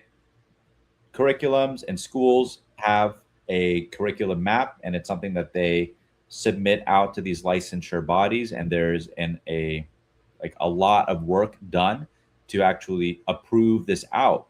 But when you go into the nitty gritty of the curriculum itself and into the lectures, you'll see that, okay, yeah, you say that you're covering this, but the information that you're teaching me on this lecture is actually different than what the boards are asking me to know about this. Sometimes you'll even see like outdated information.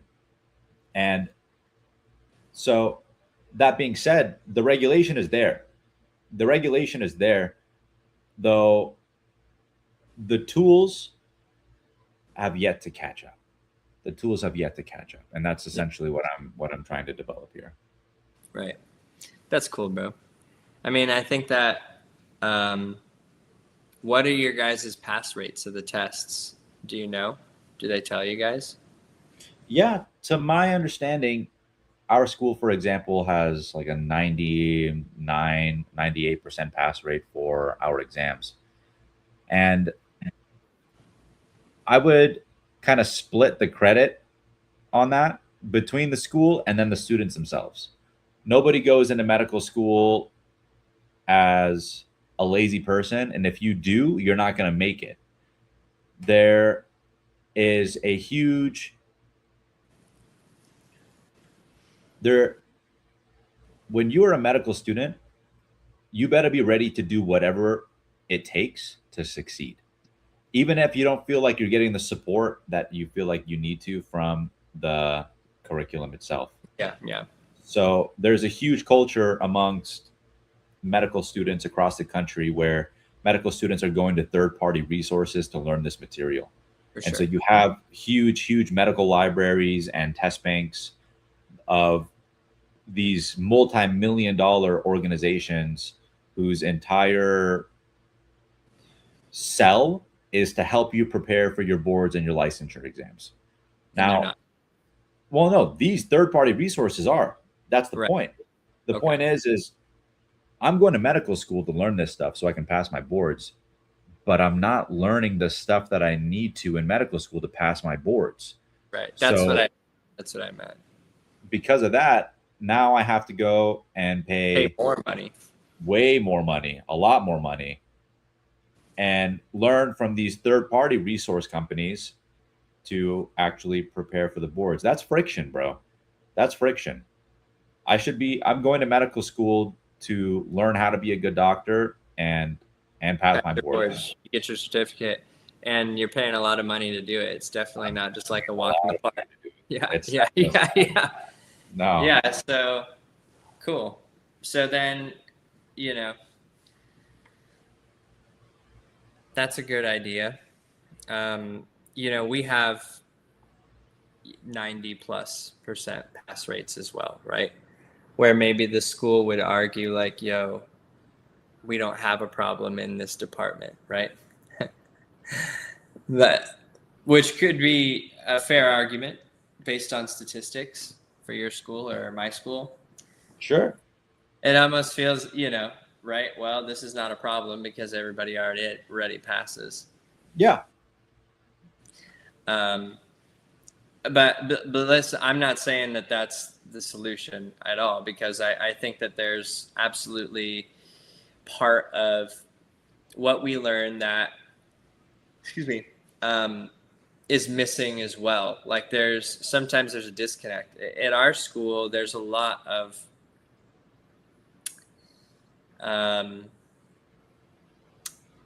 administrative challenges right now. Our school is like the Harvard of chiropractic. It has the most exposure to every kind of. We have the most clubs, essentially, like the student involvement and in all the different specialties of chiropractic. Like from day one, you can be in, like, I'm sure there's more than 50 or 60 specific chiropractic clubs at our school. There may be even more. I could be underplaying it. There's a lot of involvement with people outside the school and people inside the school. That's like our big claim to fame. And all these other schools don't have those clubs. They have maybe 5 or 6 clubs, if that. So then all these other chiropractic students essentially are having to go outside of the school and pay for all these seminars to actually learn how to be a chiropractor, because the school doesn't necessarily equip you with everything that you would need to just like start a practice day one. You know, yeah. It's not to say that you don't learn or you couldn't do it. There's just bigger gaps that could be filled. But what is ironic is the school's claim is that all they're doing is changing the curriculum to only focus on the boards. Because previously at our school, they had more electives. So you could just use your education to, instead of have to go pay this guy, you could just take it as a class and it would count towards your degree. But what they were finding was that then the board scores started to go down because people were focusing on things that were relevant to being a doctor, but not relevant to passing the boards. So it's kind of ironic, right? I mean, like now the school is just solely based on, hey, we just need to get all these kids to pass the boards, which is very,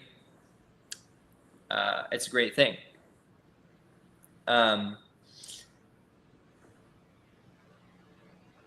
So I think that your industry has a wealth of support and definitely enough financial backing to be able to create or adopt this Gap DX that you're creating, yeah, to support the mindset of the students. You know what I mean? Our profession, at least like the colleges, it's so funny because like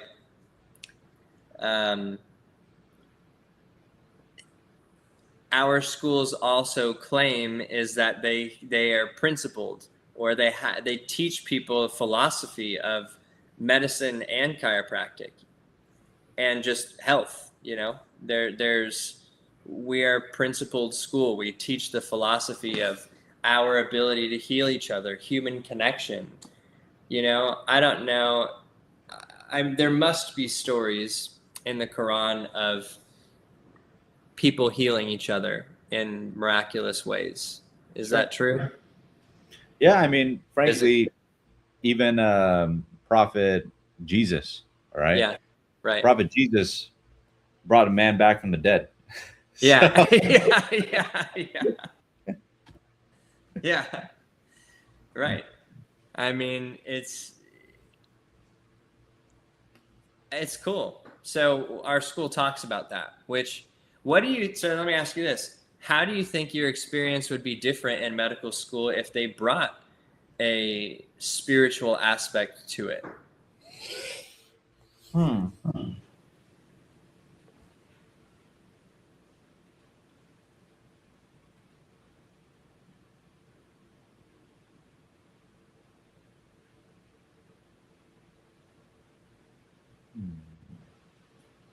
Not necessarily a named religion, right? It's not Yeah. that.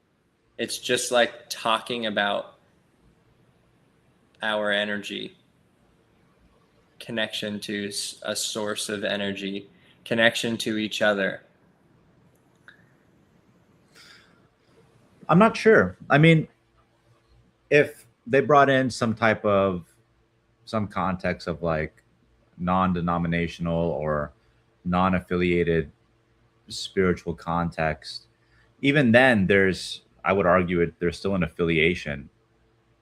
Whatever you believe in spiritually, there is a belief backing it, whether it's the modern context of agnosticism, Right. or this like modern context of what spirituality means for people, which I think there's the shared relationships between any spirituality, which I think are based on the principles and values, right? Which I think medicine does a decent job at capturing that, like in the ideas of beneficence and non-maleficence, Right. virtue, of having virtue and justice, these things which are derived. I don't imagine they could be derived from anything else other than spiritual excuse me, spiritual based practices. Now, to bring something into the medical curriculum about the context of spirituality, I don't know what they could have shared with me that I would have truly resonated with, other than shared values and principles. If they were talking about, well, even in the context of talking about the interconnectedness of of all of all human beings, because I follow Islam, I'm looking for I'm looking for proof. Whatever claim that you make about spirituality, I'm looking for proof, a proof that's based in the Quranic context, or in the Hadith of the Prophet Muhammad, peace and blessings be upon him. And so they could teach me something that sounds cool in theory, and might might even give a positive spin on something, and I could say, okay, yeah, that's cool, but not necessarily how I'm going to practice, because my my I would say the application of my logic or problem solving in the context of religion is defined, is frankly, it's quite defined. Now, again, if it's in the context of what it is now, beneficence, non-maleficence, having integrity and dignity, being truthful, all of these things, they exist within the context of medicine, but we define them as ethics, right? Right. They're That's within the context of ethics. Yeah.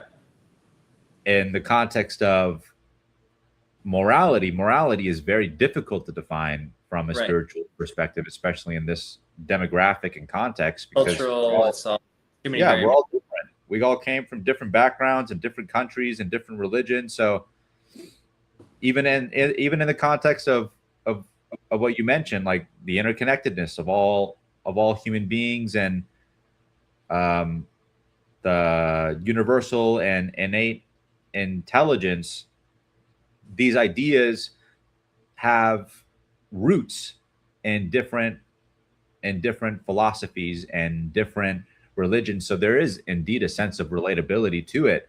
Right. And I appreciate that. I do believe that physicians physicians specifically need to be taught how to be good people, and that doesn't really exist so much in the sense of like philosophical studies. We have our ethics courses. We know what we're supposed to do, Right. but where is the accountability? The accountability comes from our homes, from our communities. It comes from, it's the same thing as growing up in this country and going to school, man, like public schools. Like, okay, your teacher could tell you, hey, raise your hand, be polite. And it's like, okay, well, yeah, I could see the benefit in that. But if I don't do it, then you're just going to send me to the principal's office, and then I'll be back in 2 days. Yeah. Whatever. I don't know. You know what I mean? Yeah. Yeah. So I don't know. I don't know how much it would have changed my practice, because I think just in the context of growing up in this country, I understand that my morality, my spirituality is my own. I have, and I've accepted that in becoming a physician, I'm aligning myself with the ethics of what it means to be a physician, which frankly I don't disagree with. Now I'll give you a context, like an example of where maybe I would do something differently, right? So on one of my board exams, there was a question about a physician who is a specialist working in a rural area, and there was someone in that rural area that needed that specialist's profession. They needed help from that specific specialist. And so the question was, well, if this specialist denies care to this person, are they legally or ethically responsible for that? And the answer was no. Right. I would say You haven't created a physician-patient relationship with this person, then you don't have a responsibility over that person. And that's in the lawful context, right? Like we're talking about law. Now, if you ask me personally, I would say, well, I get that that's in the court of law. You don't want to be held accountable to that. And in the same context, you are a physician and you're responsible for this community. So figure it out. If that person needs your help, then you help them. You help them. And granted, we're all human beings and we all have a capacity. So this physician is already working 12-hour days and he has to go see somebody else, and it's taking away from his family and his livelihood. Like all that needs to be considered in consideration. But who's going to tell you what the right choice is? Right. That's yourself. That's your relationship with God. That's your community. That's your wife. Does your wife say, hey, no, you need to be home by dinner at 6 p.m.? Right. Or you need to go help this person. Or you need to go out and you need to help this person. This person needs your help. You have the tools to help them. You go and help them. I hope to have a household like that. Yeah, for sure. Me too. I do. We do. So this is the thing too, where it's like, okay, well, I'm curious to I hear what you're saying. Absolutely. And I'm curious to understand your personal opinion about, do you feel like you have the ability to like heal people with,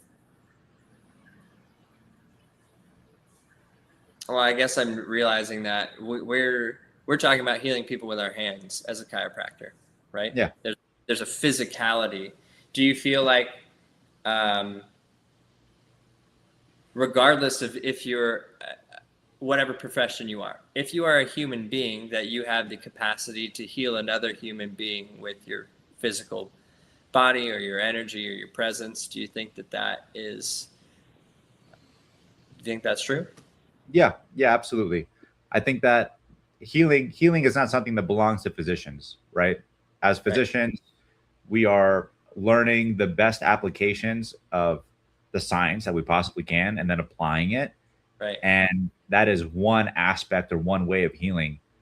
It's just as healing that if you just lost your husband, for example, you're a widow and you're stuck, and your sister flies in from another country and comes and spends 2 months with you, just so that you have emotional support and someone who can cook your meals for you and take care of you and hold you when you're crying and heal you through one of the darkest parts of your life. Whereas maybe if you didn't have that, the stress would literally kill you. You would develop cancer, or you would develop gastric problems, or some stress-induced hepatitis or otherwise. Like God knows what's going to happen, because of the stress that you're facing.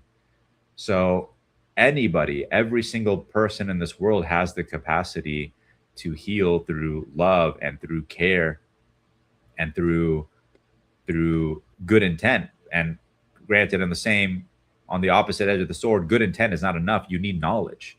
You need knowledge. You need to have wisdom. You need to be able to apply a like deeper understanding.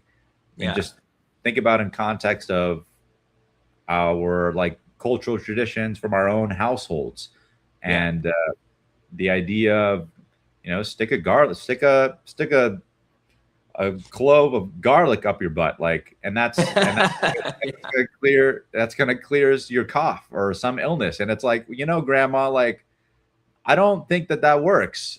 And Yeah.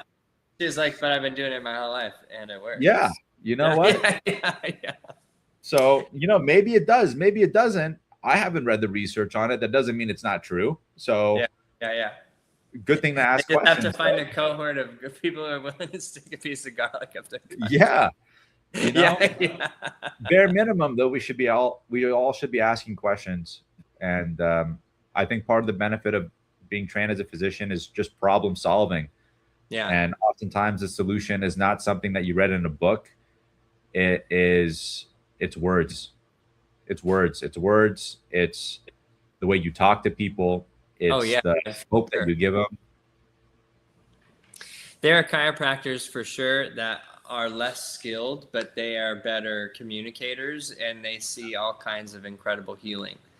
And there are chiropractors who are the most skilled, but they can't communicate for anything, and they don't have people stay long enough to use their skills. They literally walk out the door.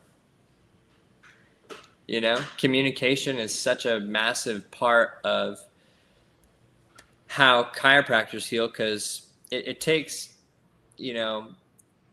repetition in order to change the curves of someone's spine. It'd be like going to the chiropractor. It'd be like going to the dentist and him like punching you as hard as he could in the teeth to try to make them straight in one shot.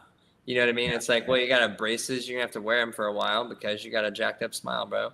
So you're gonna need to sit in these braces for a while to make it straight. I mean, it's this. Nobody questions the dentist for keeping braces in your mouth for a couple of years, because people just understand that it takes a while for those bones to move. A chiropractor can move bones faster than a dentist can, but it's not going to be a punch in the teeth either, So I feel like it's really fascinating to have this conversation with you, just because I realize how much we're at our school. There are other schools that teach chiropractic in a very clinical way.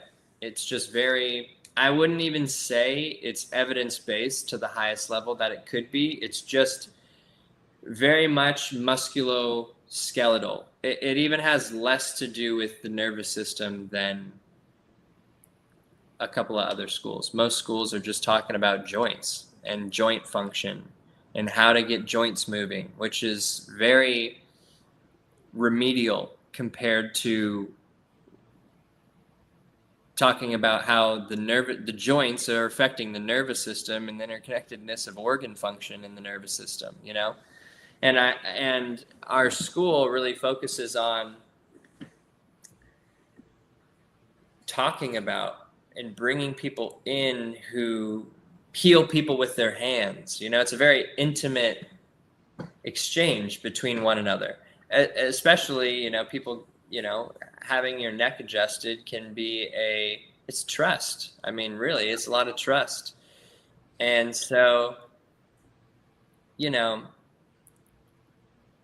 it's fascinating to have this conversation with you, because I guess I'm recognizing how unique of a, not only school, but just like a experience that I have personally had to, I don't know. I think I was just meant to be in this thought where how do I show people how powerful they really are in their ability to heal themselves and the people around them, you know, like through faith, through community, through their nervous system by way of chiropractic, like through functional medicine, you know, eat healthy, through exercise. Like, I just want to show people how powerful they are, and their body's going to heal, you know, like their mind is going to heal, their spirit is going to be able to express itself in a way that their mind isn't blocking, you know, the whispers of God aren't drowned out by the screams of our thoughts sometimes, you know. So it's cool to think that there is this, it's like necessary, I guess, a spiritual component of chiropractic, because in order to, like, first of all, the public doesn't really care about how cells divide and energetic, you know, like electronegativity. They don't care about biochemistry. They don't care. They just know that they can't pick up their granddaughter because they have, you know, their back hurts. They can't drive their kids to school. Like, a mother can't hold her own baby. You know, like, these are the problems that people come to us with. I got in a car accident. I can't work anymore. You know, they don't give a shit about all this other actually incredibly fascinating things to people like you and me, because we're like, show us the proof, and we're like, holy fuck, that's crazy proof. You know, that's how the body works. That's nuts. You know, they just want to pick up their freaking kid. You know, so how do we inspire people? And this, I think, when I think about healing, I think about communication. You know, like I said earlier, you could be the most incredibly skilled family doctor, but if people walk out of your practice with a bad taste in their mouth, they're probably not going to come back to you. Now, you could be completely Asperger's surgeon, because some anesthesiologist is going to put them under, and you just cut them open, and you just be all you can be. You don't have to have the communication as much. You could just be like, well, this is what's going to happen, and you don't got a choice because you fucked yourself up. So I'm going to cut you open and sew you back together. You know, you could just kind of have that face level interaction. But if, you know, like what you're talking about is rehabilitation. I mean, you're going to see people all the time. They're going to be coming back for months because whatever happened. Yeah. So, you know, the reason that people would choose you is your ability to communicate with them, and your ability to inspire hope, as you said, into their next part of life. Like, I get you literally were riding a motorcycle, running marathons, and now you can't stand up. But through this process, like, I will help. I can show you how to find hope within yourself and how to believe in yourself. And I can show you how your body will heal. And I can show you how to walk again. And it's going to be painful. So, like, you know, I see a lot of correlation between at least the PMNR that you were talking about. If you went down that road, and how I would handle someone walking into my practice as well, where we got to see them for months in order to rehabilitate what they're coming in for. And to me, there is this aspect of communication that I feel like is through body language, through how you touch them. How are you, you know, I don't know if they tell you this. I'm telling you this as your friend, just because I think it's the most important thing that I've learned, is that, like, if I touch someone's shoulder, like, I want them to feel my energy. I don't want to have to shove them against the wall. I just want to be able to walk in the room, and my energy has so much presence, they're magnetized to it. And they want me to touch them, because we have the power running through us. And the way that the words that we choose to tell them empower them, the feelings that we give them, the way that we can connect a spouse, maybe this gentleman was riding a motorcycle and his wife walks in and she's small, but he's 6'5", and he can't get himself out of bed, but she's 5 foot. She has no way she could pick up this man. So not only are you going to have to teach this giant ass dude how to re-walk again, you're going to have to coach his wife on how to help him because he's too heavy. Yeah. So we're going to have to become marriage counselors, because if you're just focusing on this guy, he's going to ruin it. His relationship might fall apart because one of them is insecure, potentially him. Maybe he's a freaking dialed in and he thinks that everything's going to be all right, but because she's so small, she doesn't even know if she's going to help him wipe his ass. You know what I mean? So like the way that we communicate with these people becomes so much more relevant, in the way that we touch them or give them a hug or whatever it is for me becomes so much more important, because I choose to share the responsibility of healing with God and just go, hey, I'll be here. I'm going to move the bone. I'll communicate with them, but through my body and through their body, make a connection and help them heal faster. For me, it helps me let go of how.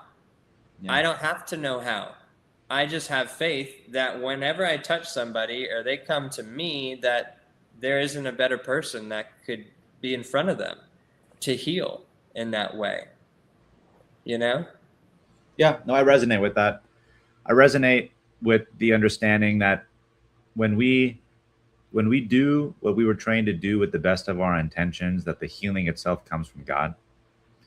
And God's majesty and in his wisdom, he created our bodies to heal themselves.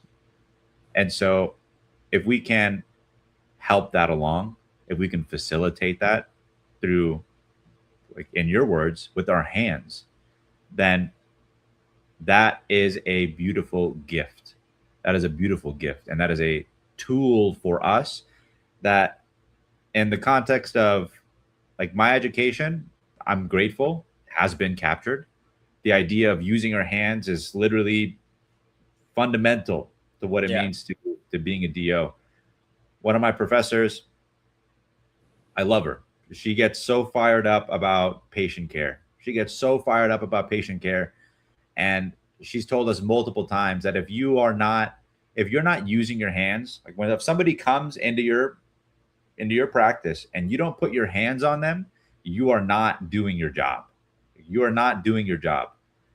And I would say, in the broader sense of medicine, that it is something that needs to be practiced more. Like, I don't know many doctors, truth be told. Even my primary care practitioner, I go into their office, they're not putting hands on me.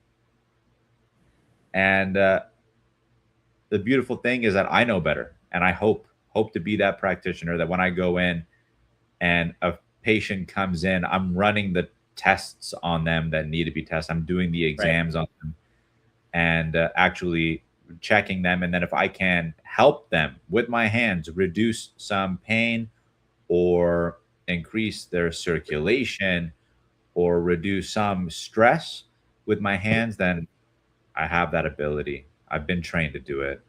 And I have to trust in that and trust in God and his healing and do it. Thank God for this. Yeah. Totes, bro. This is a pretty good thing. It's the thumb, not the pinky. I know all you guys are thinking it's the pinky, but it's the thumb and the pinky. This is what helps us heal people. This movement right here. There you go. True, man. And here's the thing where it's like, if I was to go 1,000% on just being like, I'm putting all my faith in these hands, which a lot of people do. There are absolutely, without a doubt, in history, people who have only had their hands and helped people heal from incredible traumas, thoughts, toxins. But I will say that Ironically, the X-ray was invented in 1895, the same year that chiropractic was invented. Hmm. And the first person who ever practiced chiropractic used X-rays. That's cool. I know. I'm just saying. I don't know why people don't do them. So all I'm saying is, like, we have this incredible power in our hands, but if you had an X-ray, as you said, like, you're using every tool possible. Like, why would you not do that? It's so silly to me. Why wouldn't you just use the most easy, non-invasive picture to see what we're doing, bro? It's like silly. Yeah. Well, how about that? That's right. If you could see, if you could say, like, in 10 years from now, where would you like your own, like, self to be, at least? And, like, if you could take 50 years from now and just, like, smash it into the next 10 years, like, what would happen for medicine? Okay. So I'm thinking about the next. What would I? Okay, so the question is, what would I accomplish over the next 50 years if I could do it in the next 10? Yeah, like, for medicine, like, your profession, like, if you're like, all right, all these things, we're just going to compact it. If we're going to take 50 years and just do it in 10, like, no big whoop, we're going to Jeez. make this happen. And then after you answer that, like, what do you see for yourself in the next 10 years? Like, when you're at that point, what is it? Okay, so first, in the context of medical education, I want to address what it is that I'm working to address right now. I intend on making the journey of medical education something that is sustainable and moves with literature without friction. I want the connection between our schools, between research and our licensure exams to move with the least amount of friction possible, and for students to be able to learn what they need to through medical school. They can they can learn they can learn the medicine, and they can learn what is expected of them on the licensure exams, and they can do it through the medical curriculums. That is my goal. As far as medicine and the broader context, eventually I'd like to be involved in health policy. And a big part of my goals with health policy is about making medicine more accessible. Med- Medical care just in general is so expensive, and it puts tons and tons of people in debt that they cannot handle. And I, from the bottom of my heart, I believe it should not be that way. Right. And if and when I have that opportunity to work from the aspect of policy, it'll be to address these systemic issues in whatever capacity that I can, and put my best foot forward into it. And otherwise, man, just heal as many people as I possibly can. Heal as many people as I possibly can over the next, hopefully, 50 years of my life practicing medicine and being a doctor and being dignified and holding myself to good character. How would I change medicine? How would I change it?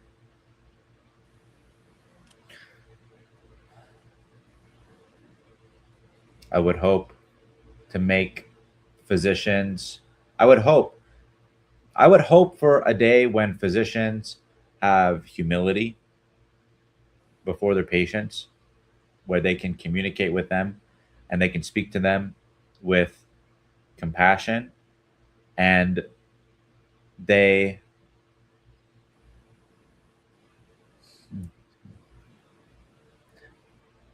they live as the most upstanding citizens of their country, because that's what I believe physicians should be. I believe physicians should be standards of character. I genuinely do believe that. And I don't know how that stuff is going to change. I pray that it does. And I pray to be an example. That's the best thing that I can do, man. Be an example. Right now, Yeah. what I have in front of me is something that I feel like is actionable about like medical curriculum. I saw the problem and I'm working on a solution.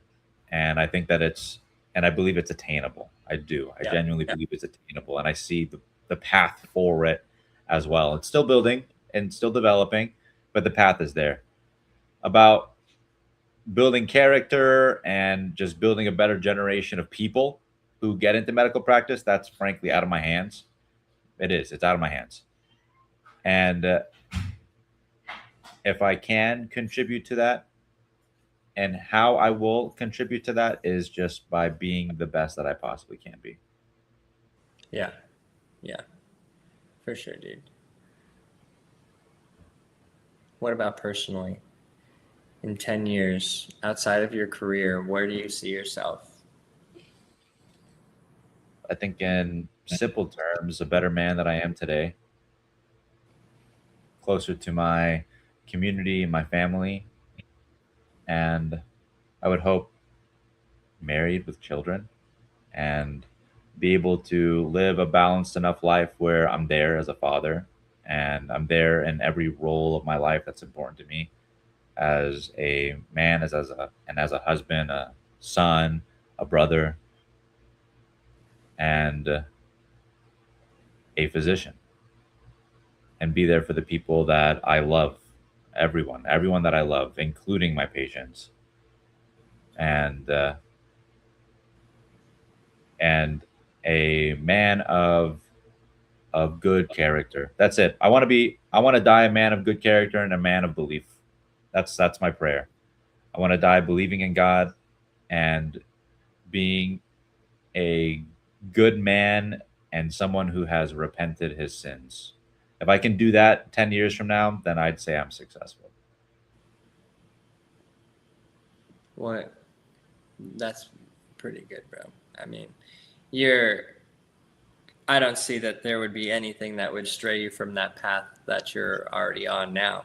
You're like, you get stronger and stronger by the day. You know, that's cool. You got a good vision. And if you don't know, Nuweed wants 18 kids. Yeah, I mean, 24, why not? Yeah, one exactly, bro. I like your style, dude. You're so hitting it right on the nail, you know? 24 kids is the best, bro. You know, it's so funny because I, Bella and I have been talking about our goals. I created a course because I've been. Are you familiar with Grant Cardone? Do you know Grant Cardone? Yeah, you mentioned his name. Yeah. Okay. Anyways, here's the whole thing. I've been trying to build a business because I went through the coaching certification with him, and then I'm like, okay, well, I am really attached to things that I feel are like principled, you know, or they have purpose. And I'm less attached to a dollar amount, even though I understand that it will take multi-millions of dollars in order to fulfill the idea of community and purpose and contribution that I foresee for myself. Like, it's going to take multi-million dollars to influence the world of healthcare. And so, like, I don't know exactly how much, you know, I have no idea. I don't know what it is. Like, there's a kind of lifestyle that I would like to have to be able to also support my family. You know, I want to be able to take care. I talk about my mom all the time because I love her and I just want to be able to take care of her. You know, like, she don't have to worry about anything. She can come chill or whatever. Like, I will have enough funds to support not only my family, but my mother, like my aunt if she needs it. She's probably don't need no help. She's doing pretty good. But, you know, Bella's got brothers and sisters. She's got family that may need help. Like, I just don't want to come up to this place where, like, oh, you have a family member, they got to suffer because maybe I didn't contribute to the world as much as I could have. So now I have to watch a family member suffer. And not to say that every family member would accept help anyway, but I don't want to be in a position where, like, I could have contributed something more to the whole planet and been compensated financially for the contributions I made to the world, and or didn't do that because I was afraid, and then now I have to watch somebody close to me suffer, and money is the limitation, you know? Yeah. Like, I could know exactly where they have to go, but there's just not enough funds to make it happen. You know what I mean? Yeah. I don't ever want that. So I created a course to go, well, I don't know if it's like, if I go, I just need to make $10 million. Like, to me, it means nothing. Even though I could make it $100 million, 50, 700, a billion, you know, I'm just saying numbers, you know? But I created a course to go, how can I design the life that I want and just remove how? Like, take away how it's going to happen, just like define the relationship that I want with my partner, the relationship I want with my family, what contributions I'd like to make to the world, to what sort of charitable contributions I'd like to make, what sort of lifestyle do I want to have, like, do I want to have, like, what kind of recreational activities, like, what, you know, time that I can spend, like you, I want to be able to spend time with my family, you know, and be able to, I want to go all over the world and teach people about the greatest way to heal people that we've figured out so far, you know? Yeah. So I write all these into the system that I'm creating, and then it comes up with a number. And then you essentially just go, wow, okay, it was far more than I expected. And then you go, okay, well, where am I at now? And then you essentially just create decisions to move you towards that goal. Like, how do I build the bridge from here to there? Because it was 10 times more than I thought it was actually going to be. You know, you just use the AI to figure out all these aspects of a lifestyle that you're unaware of, because, one, I don't know people who are doing what I'm trying to do, so there's no reference point of how much it would take to do it. And two, it can just, like, compile it all and be like, dude, you need to make $19,378,540 a year to fulfill this purpose that you have just stated on your workbook or whatever.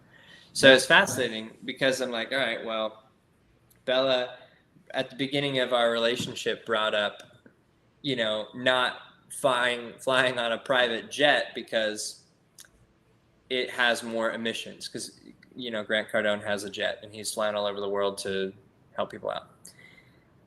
And so, you know, I'm trying to think of, like, all right, well, how many trees would it have to take to plant? You know, like, what is the equal and opposite contribution to the environment?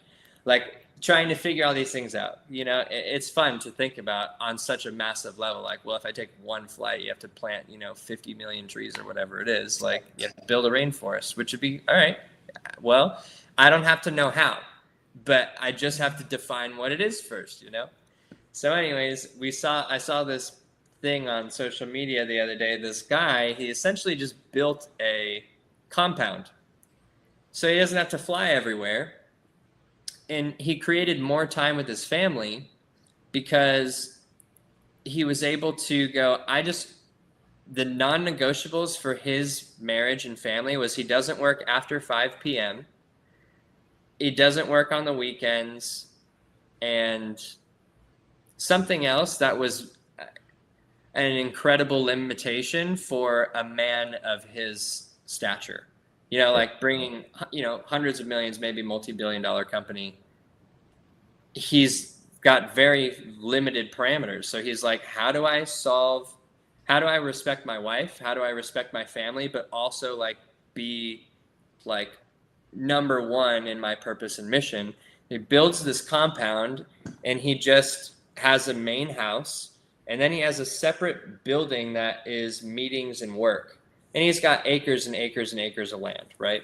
And then he has another house to where all of his family, they just come and spend time at this big compound. Everybody wants to be there anyway.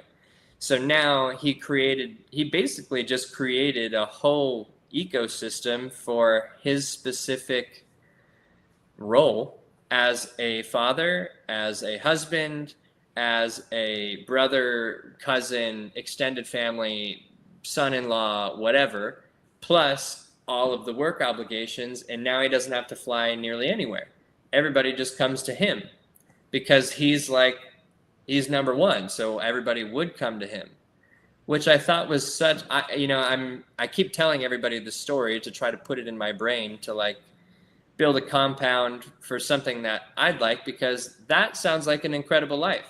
Like this man is not sacrificing his family for success of purpose and career, which a lot of times you see this like inverse relationship between family time and career. Yeah. You know? So, hey, thanks for the internet also being able to connect us. And we're not even in the same state. We're across the whole United States, and we're able to have this conversation. Absolutely. But I feel like, hey, whatever we do, you and I, brother, we are so like similar, like all the time. Nuit and I have known each other, like we said at the beginning, like nearly 20 years now, since we were 14. I was 14. You were 14. Yeah. Right? Yep. Yeah. So, that's literally one more year. Maybe you have a year and a half, but for me, it's one more year. Yeah. So, we started going to doctorate school. I mean, you've been on this journey for longer than I have. I had to go excuse myself from life for a while. I went to the military for a little bit. Ironically, now, Weed is in the Army, an officer. So cool. So we swapped places there. But we'll be doctors at the same time. That's right. I know. And we both have a vested interest in like the political aspect of and bureaucracy of our fields. Mm-hmm. Come on, dude. I'm thinking about it in this conversation. Like, was there something that we ate when we were, was it Coach Atwell's watermelons that just made us freaking Probably. awesome? Yeah. You know, what was it? Was it all the runs in the desert together? I mean, I don't know, bro, but something about it. We are like literally on such a similar life path, and we both want to make the same change. I think what's supposed to happen, buddy, we're supposed to come together. We're supposed to just figure out how people heal the best and then tell everybody, regardless of what everyone wants to believe. Yeah. Regardless of their team colors, would just be like, guess what? Nuit and Dalton figured out the greatest ways to heal everybody. I think we should adopt things from each other. The medical field could adopt some love and connection with their patients from chiropractic, that hands-on healing, and chiropractors could adopt the freaking evidence-based stuff more. The literal healing of things, proving time and time again with certainty and accuracy. It's out there, chiropractors. Chiropractic Biophysics. Just go look on their website. They got peer-reviewed journals. And you DOs and MDs out there, you better make some chiropractic friends, because we all hug our patients for the most part. There's very few chiropractors that aren't hugging people on the daily. So,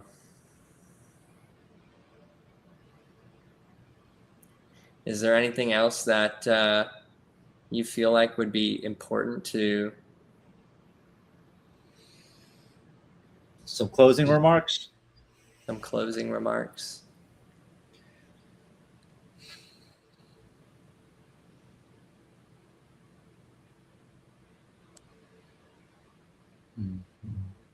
I think I would go back to something we talked about earlier, which is just the idea that anyone can heal. Yeah. And I think true healing comes from the heart.